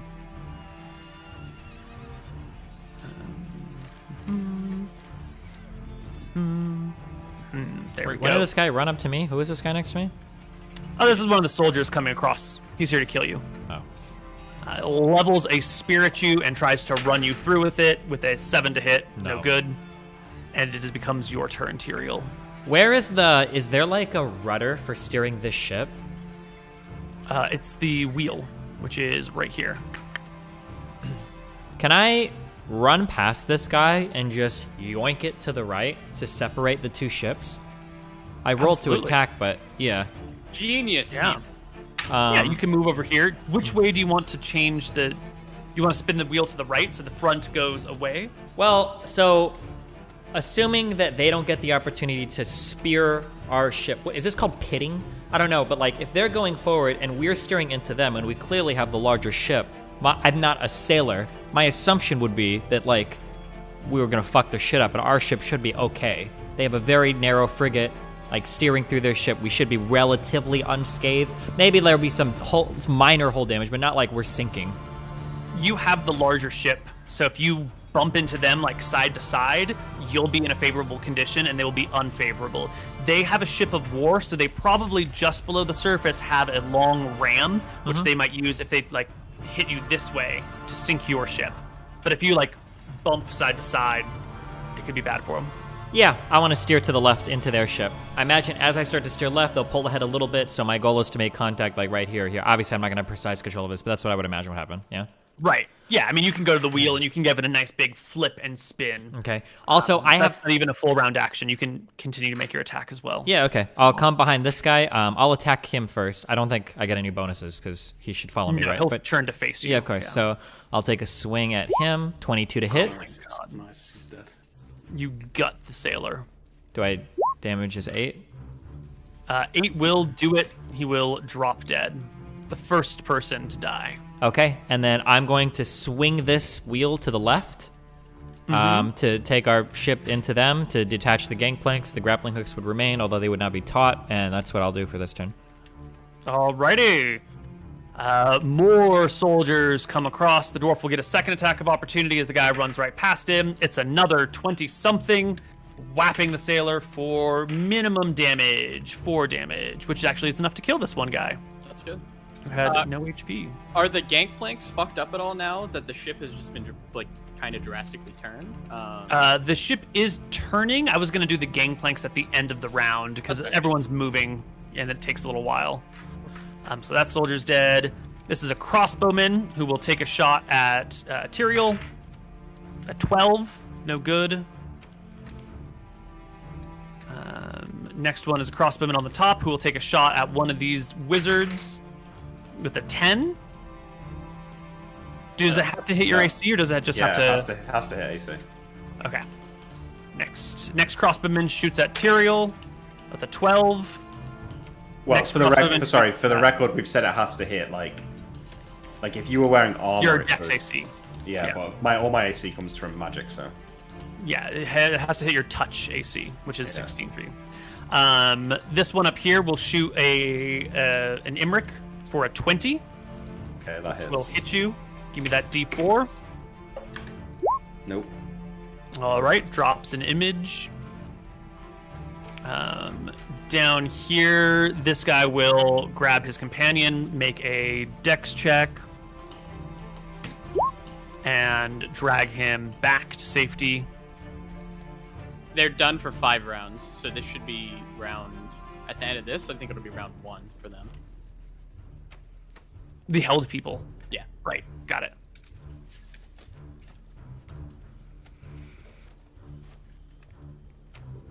Okay. Next crossbowman fires across the planks. It is a 14 against you. Nope. Nope. Okay. This guy is held.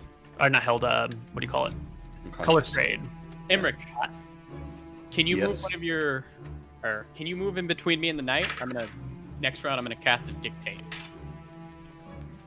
This is a 16 against yeah, the I can try soldier. to. There's not really a space for me there. 6 damage. I can move at the end of the round as well. Yeah. Wounding that soldier. Another crossbowman at Tyrael with an 8.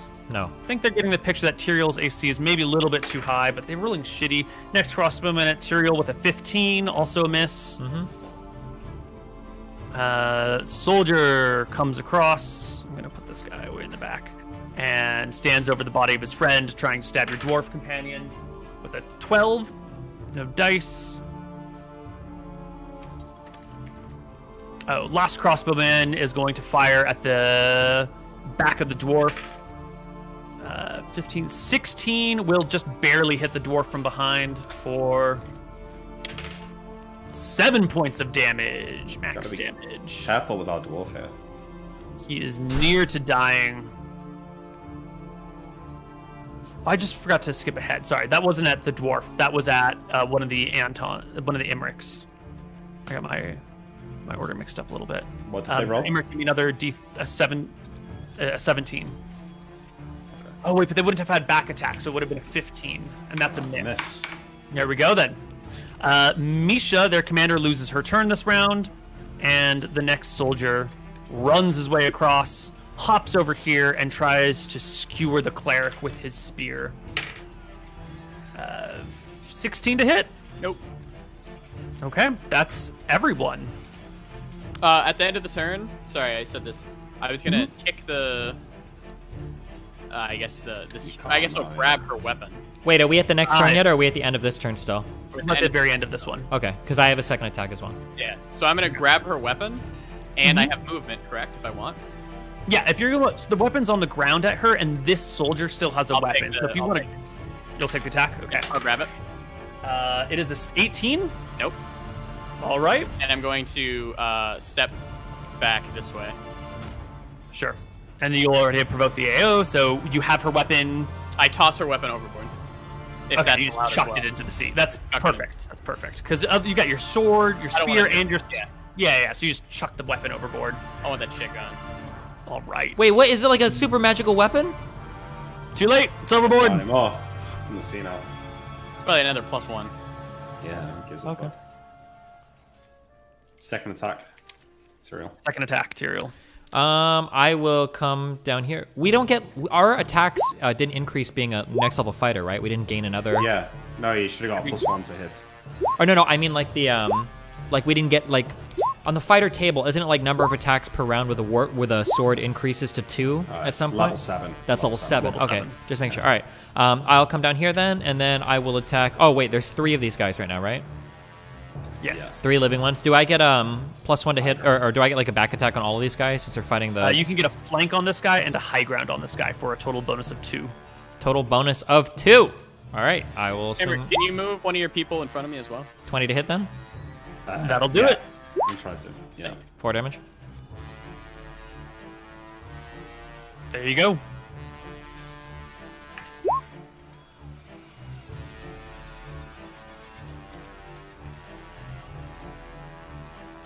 Oh, sorry. And party members, let's roll some initiative. Wait, are we seeing the ship move here?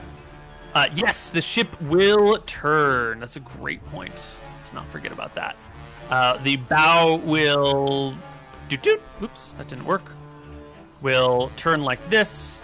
And I guess relative positioning, it might fall just a little bit behind as things do their thing. And now this is just awkward as everyone These 2 shuffles gangplanks around. are gone.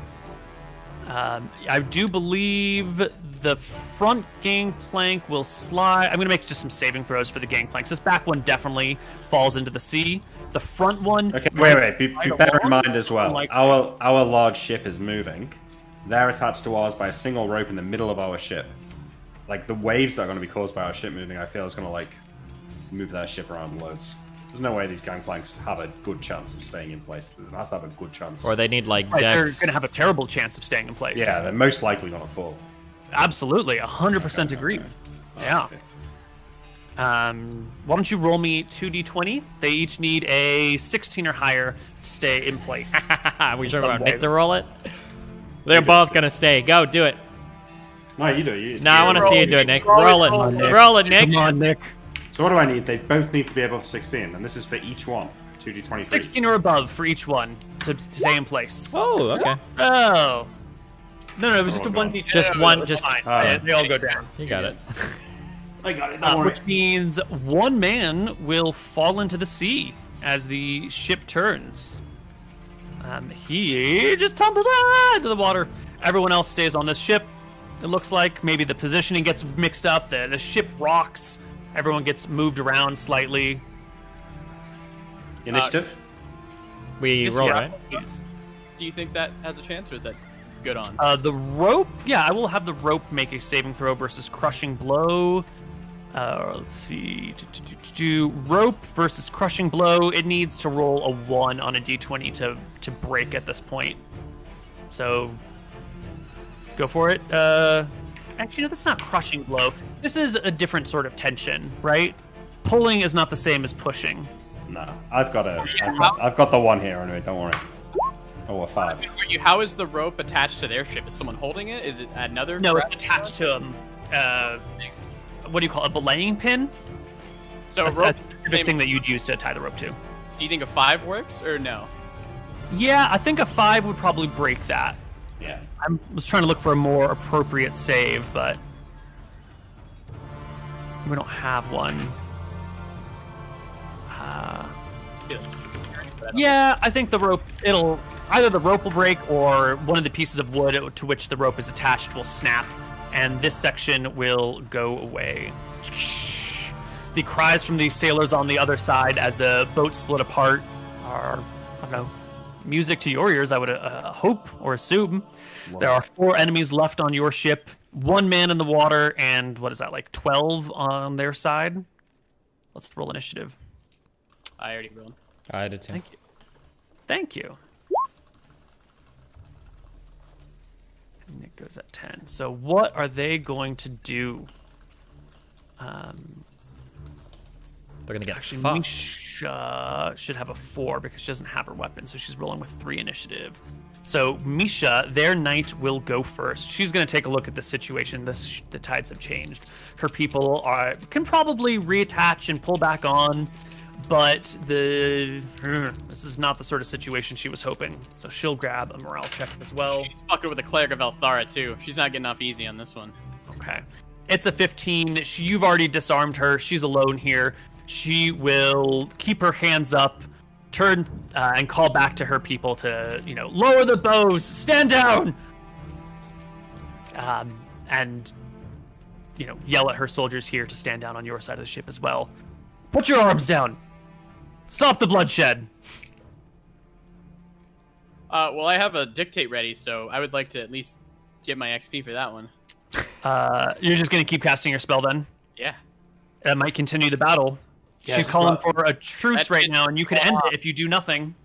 Well, she's calling for a truce, and I'm doing my shit, so. Okay. She surrenders and calls for a truce. I guess everyone's going to hold their action for just a moment to see what's going on. And you cast a spell.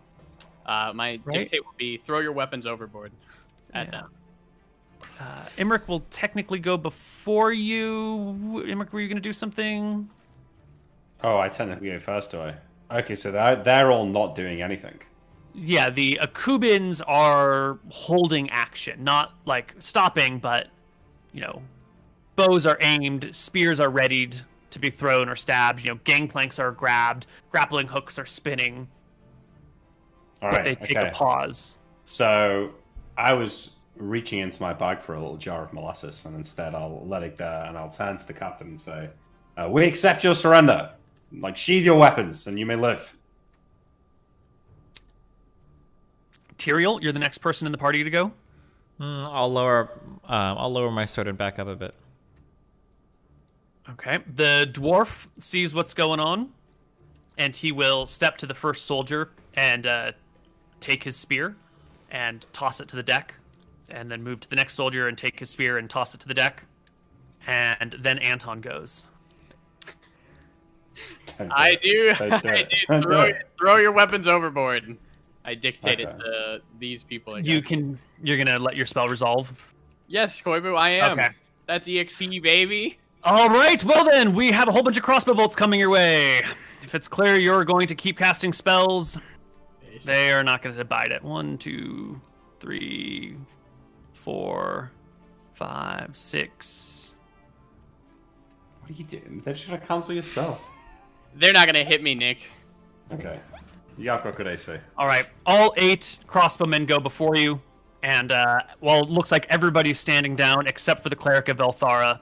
The 8 crossbowmen all fire. They have +2 on this attack roll, so I'm just gonna do 8d20. What's your AC? 22. Oh, they need a natural 20 to hit you?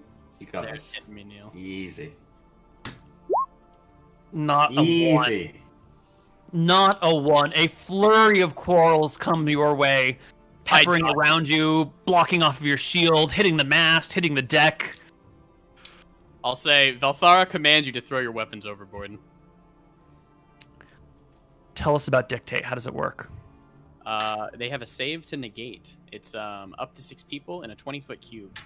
So Okay. Well, I guess 1, 2, Caster's not 3, limited to a 5. single word, can issue an order of no more than a dozen words in length. All specified targets who fail their saving throw must attempt to obey the caster's instructions. Throw down your weapons. So I'm gonna do Seize it. that Whoever has a weapon in like a 20-foot cube or whatever, that is an enemy, obviously. Right. So you could do these. This is 6 right here. I'll do those. These 4 have weapons. This guy's held. This guy has a weapon. Yep, I'll do those. Okay, perfect. Let's do 60, 20. They are all... I'm going to give them first level fighter saves because they're not quite fighters, but they're like good warriors. They need a 17 or higher to pass. 1 pass. The last one, who will be the bottom right guy. Okay. Wait, there's a 1 in 6 chance that that's the guy who's held and couldn't throw his weapon anyway. You're right. You're right. Roll a 1 on a d6, and it's the guy who's held, and it doesn't matter. Okay. Good thinking, Nick. Thank you. Okay, so this guy still has his weapon. The others drop them down, and... Overboard, by the way. Oh, you said overboard? Yeah, throw your weapons overboard. Ooh, they chuck them in the water. That leaves us with 2 disarmed people on your boat, 2 armed people on your boat, and 2 armed people on their side. Plus their crossbowmen. They have lost. Yeah, it's over. 3 of their crossbowmen. It's over. They stand down. They stand down. What's going on with the Misha. ships right now? They careen into each other. They kind of like... But they're sort of moving the same direction. It's not going to be a heavy blow since no one's on a gangplank anymore and everyone's kind of in a stable fighting position. I don't think anyone's going to get knocked into the water. They will break a few oars, and it's going to take maybe, I don't know, 10 minutes or so to realign everything. So that gives you 10 minutes of basic free action on this ship without them being able to intervene in any way, shape, or form. I'll look to Misha. 10 Apparently, minutes on the Velthara clock. shines on me today, sister. Take me, spare my men. I'll look to Tyrael. What was your purpose for boarding our ship today? First, I would like to move Misha. Hold on. I want to move Misha to the center of the ship so she doesn't zazz herself overboard. Okay? True. Genius. Let's tie up all the men. Look where my cursor is. I want all the men to be sitting down on tied their... up around this. I don't give a fuck if these guys... Yeah, but she is tied up to the middle. Okay? Okay, so you put her to the mast. The dwarf will have disarmed these people, have them facing away and kneeling so he can stand behind them with his axe, and if they do anything, he can chop them. Are we taking these guys prisoners? What are No, we doing about we're the not rest doing of the anything. vote? We're just asking questions. Nick, of royalty or no? Nick, come over here. Yes. She is noble for certain, but not, Noble. she's definitely in the nobility. It would be hard to tell if she's in royalty. It doesn't even sound like the Akubans have royalty. Good. They're a weird state. They're degenerate fucks. We don't care about them. I come over to the master and say, so Tyrael, finally found yourself a wife? Good one, Imric. This one looks like more of a drinker than me, though. Okay, I would like to nod at Imric, and he'll understand as I'm nodding at him, because we've done this a million times now, that anytime I ask her a question, he's verifying that the answer is factual because of his ESP amulet, yeah? Yes. Yes, so I ask her, what purpose do you have for boarding our ship today? And she Make responds, sure you're not bringing weapons, supplies, or aid to the enemy. and then I look to Imric for a nod. She's telling the truth, right? Yeah. How did you spot our boat I today know that. traveling through these seas? A spyglass? Yeah, look at Imric. Accurate. Not. Okay, why the fuck are we traveling through these seas if we know this is possible? Why would they send us on a death mission? This seems really fucking stupid. I don't understand. Why should we have to think about this? What? What do you mean? I'm asking, like, it sounds like the royalty was like, okay, go sail around, good luck. And, like, nobody mentioned or said anything about, like, oh, by the way, you're going through, like, dangerous, like, war waters. The Akubans are probably going to try to fuck your shit up because you could be shipping illegal supply. Like, no one thought about this? We don't have, like, a faster ship or fighting men on board or... Why are we getting shitty ships? Why aren't we getting the fastest frigate in the land? We want to be going quicker. Yeah, what the fuck? I got more problems right now with the crown than I do with these Akubians. These guys are just doing their jobs. That's okay. I don't care about that. Misha, I search her. Does she have her spyglass on her? She should have one. No. Did she use it? Really? She does not have her... actually, no, it would be her that has it, probably, Yeah, not it one of would. the other sailors. Yeah, you'll find it tucked away I steal that from her. I steal her 500 GP spyglass from her belt. Does she have any other goods on her? Any other magical appearing rings or amulets or necklaces or brooches, any bras, any fucking shit like that? Does she have plate She on? has no obvious magical items on her. However, she does have a valuable necklace and 3 rings. A valuable necklace and 3 rings. Rather Yes. take that. I ask her, what are the function of these rings, this necklace? The necklace, you can see, has a symbol of Bellum, god of war, on it. And she, will point to it, or as you point to it, say, that is of my patron deity, Bellum, god of war, the one who I serve to smite my enemies. I shake my head. Interesting. This ring is my wedding ring, she says, holding up one finger. And these 2 are, what would you call them, heirlooms of my family's. My mother's wedding ring before me, and her mother's before her. All right, I say to her, I'm going to cast a detect magic spell. And I cast. Wait, can't we just ask her if any of her are magical, and then you can ESP her brain? Why would we? He wants XP, baby. Do you get XP? I mean, okay. no, Man, fuck I it. do, guys. That's not why. It's just, Well, then fuck it. Detect magic on all these fools. Yeah. Yeah. Yeah, detect you magic. can throw down a detect magic and find she is magicless at the Okay. moment. I shake my head at Tyrael and say, nah, nothing she's got's magical. Look, we can take the spyglass so they can't catch us again, but are we really going to rob these people? Should we not just send them back to the ship and get on our way? Steal her great-grandmother's wedding ring. I think that would be proper vengeance for attacking us randomly in the water. Maybe she'll You think... attacked us. We did not attack you. You boarded our ship with 20 soldiers. What did you expect us to do? Let us search your ship, and then Why? we would have let you on your way. You are merchants passing through our waters. Is it not obvious? Do we look like merchants to you? Not Just you, picture us. but your ship does. Listen, Who are you? I turn to Anton. I say, I won't stand in the way of your vengeance. If you wish to take her ring, then so be it. But We're not gonna don't steal believe- this lady's wedding and grandparents' rings. Okay, hold on. Okay, I'm sorry. Just I don't care. We're like totally in the wrong here, right? We are. I don't know why we did. I need to think more. I'll think more about our next journeys. Okay. I don't know what. Well, because like there's wars going on. I'm pretty sure in another campaign, one of our ideas was literally to impersonate like illegal weapons trading merchants or whatever. Like they have every right to search our ship. Like what we like, it makes sense why they would want to. They're not really in the wrong here. They didn't do anything bad. We kind of just attacked them and fucked all their shit up. Oh, they, you know, oh, fuck 'em. Yeah. What a Yeah, whole, so- lot, a whole lot of not our problem. And like 3 of them have died. Yeah. Yeah. They've taken minor casualties. And if you try, you know, one of those people's at like 0 HP, you could bandage his wounds. You know, maybe they'll only suffer 2 casualties. You might even be able to save one of them if there's a healing spell around. Yeah, I guess. Anton. Yeah, Anton, can you heal these men? I'll heal the one that's down. I'm not going to heal the random ones who are chilling. Why not heal them all? Yeah, It's experience, isn't it? I don't know if We're out of combat. Oh, who cares? Heal them all then. Why not? It's a sign of good faith. Who are you people? Wait, hold on, but but this looks so bad now because we're sailing under an official what are we? Not Akubian, not Drakissian. Drakissian?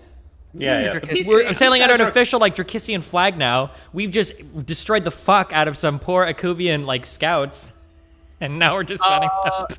There is bad blood between your two nations. Yeah. They had they ambushed you. Got ambushed. They like blitzkrieged your nation a couple hundred years ago and took over half of Drekis before eventually being routed. And ever since then, there has been really bad blood between Akuba and Drekis. No treaties, no organization. Understood. We're going to release them. Okay. How many sails does their ship have? Should be like your ship has no their 2 ship. masts. Oh, 1 mast. Can we damage a mast so the ship's ability to move is greatly impeded, but not such that they'll be stranded forever here? Absolutely. They have oars and a mast, so if you destroy their sail or their mast, they'll move more slowly. But they'll still have oar power so they can get around. Because I want to be able to traverse all of these waters without them being able to sail back, alert everybody, and then come fuck us up for real.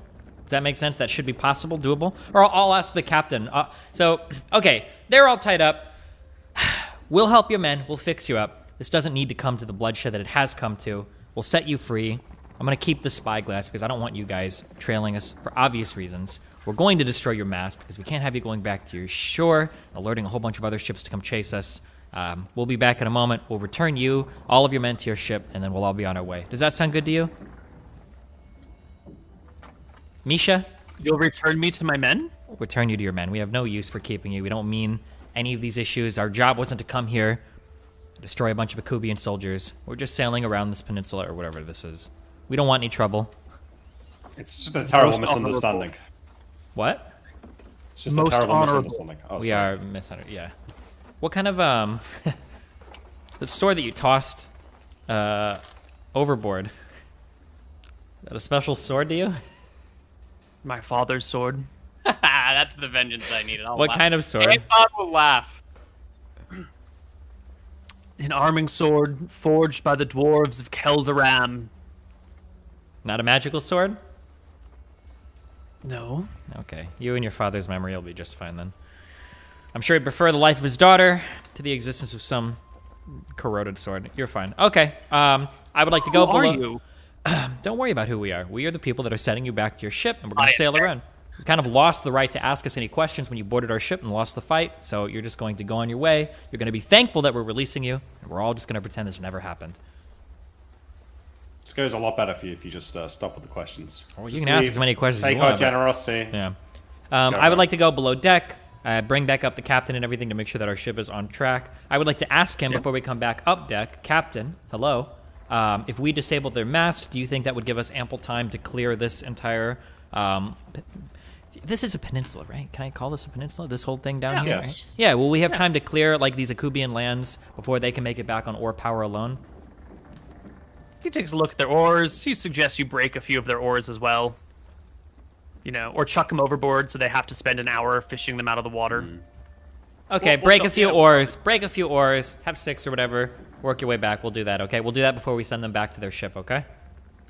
Misha will tell you as she reboards her ship that there will be other patrol vessels in the area, other Gildaran ships. As you reach the north and go past Zakit and Styro, that you may encounter other Shazarans. Then you're going to give us a note passage through here that you've already searched us and we're good to go.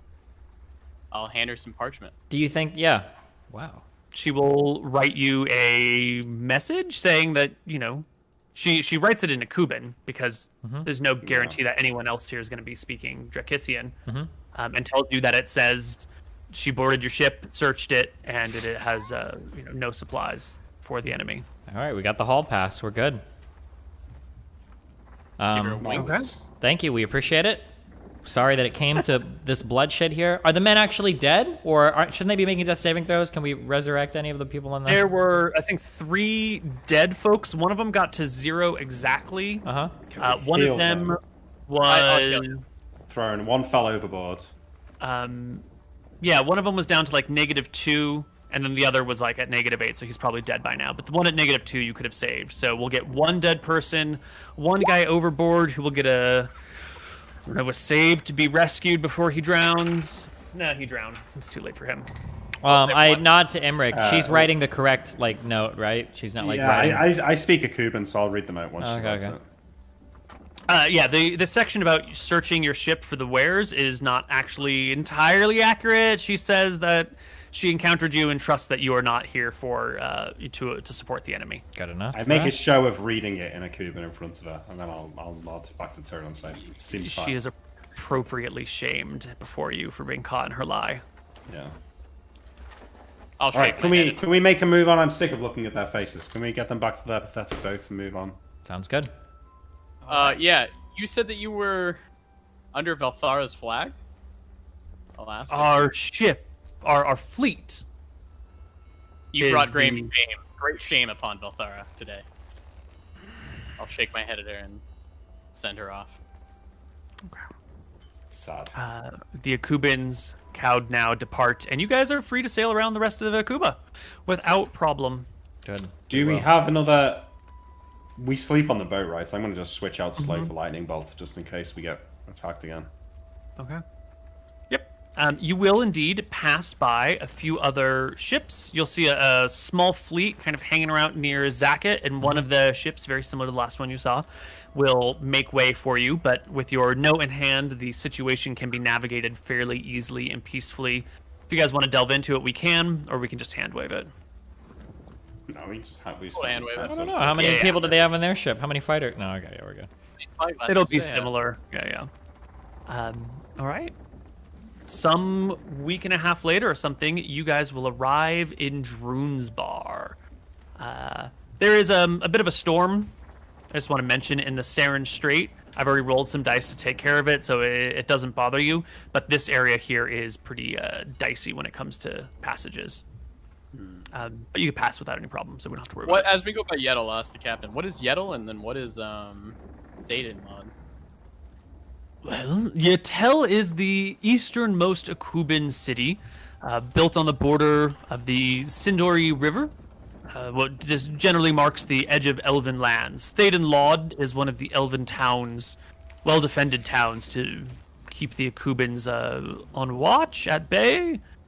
It's the only Elven town separated from the Great Forest. Have you heard any tales of people visiting there? I've never met an elf before. I have never visited.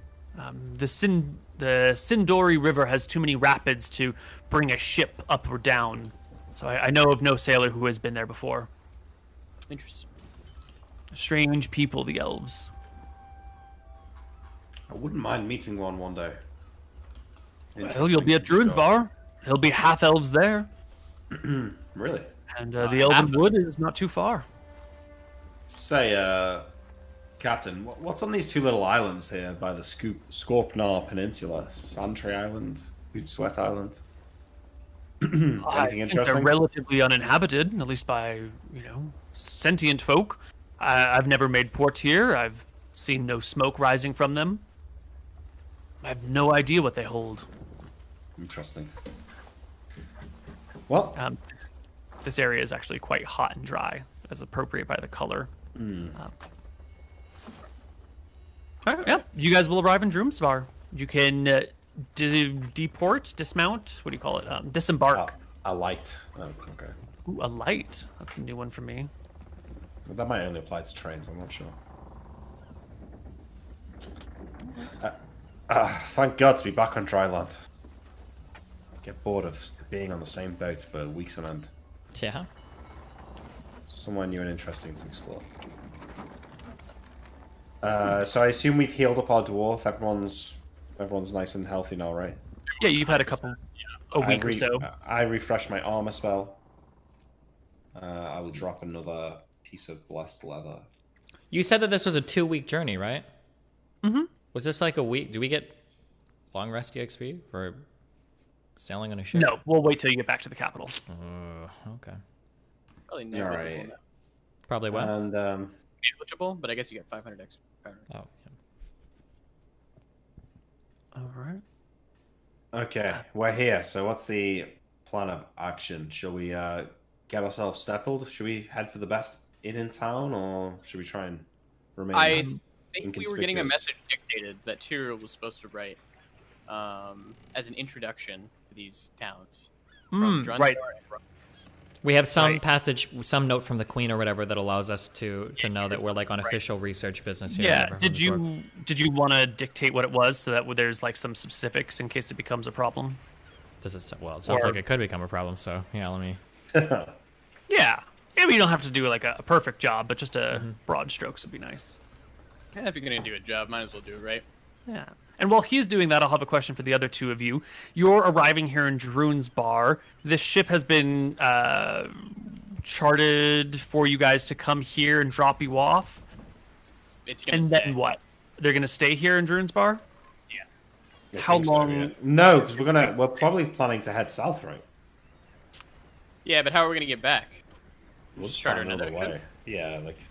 Okay. All right, so I you will mean- release them from their duty and they can head back. Well, is there a reason not to just like tell them to be here for a week or a month? I guess because like even if we go to Draken Wastes, going back up to Droonhill to Droonsbar might be the best way home because we don't really want to go through Gold Hill and Bridgegate. It would be spending the crown's money and, depleting them of one ship that they might need for something. So how busy is this port? Do I feel like it might take us a week or two waiting? But could Well, I we don't get want to another send them. ship? I don't want to send them back due to the reason that if they go back, they might just get fucked up by a coupons for what we just did, right? Like that is like. I mean, this agreement you should have figured out before you left, actually, because it would have known when they were leaving if they would be staying or. Well, we don't know how long we're going to be. Is the problem? I think we should send them back and. I think we'll we just- keep them here because I'm afraid of them dying to a coupons now or being. They've got the notes. They should be fine. They're not actually Yeah, but they can hauling run back anything. Yeah, but they can actually let them be searched if they want. Yeah, but they're gonna be more mad at what we did to them, I would assume. But I don't know. Well, Maybe- look, I say it's up to them. They can stay and wait for us if they want, if they need protection going through the Akuban Seas, but if they have other duties back in Drakis, they're free to leave. I think that's fair. If they have duties, they can go back. If not, then they might as well stay and we'll fund their trip. Yeah. And, they can go drink all day until we're ready to go.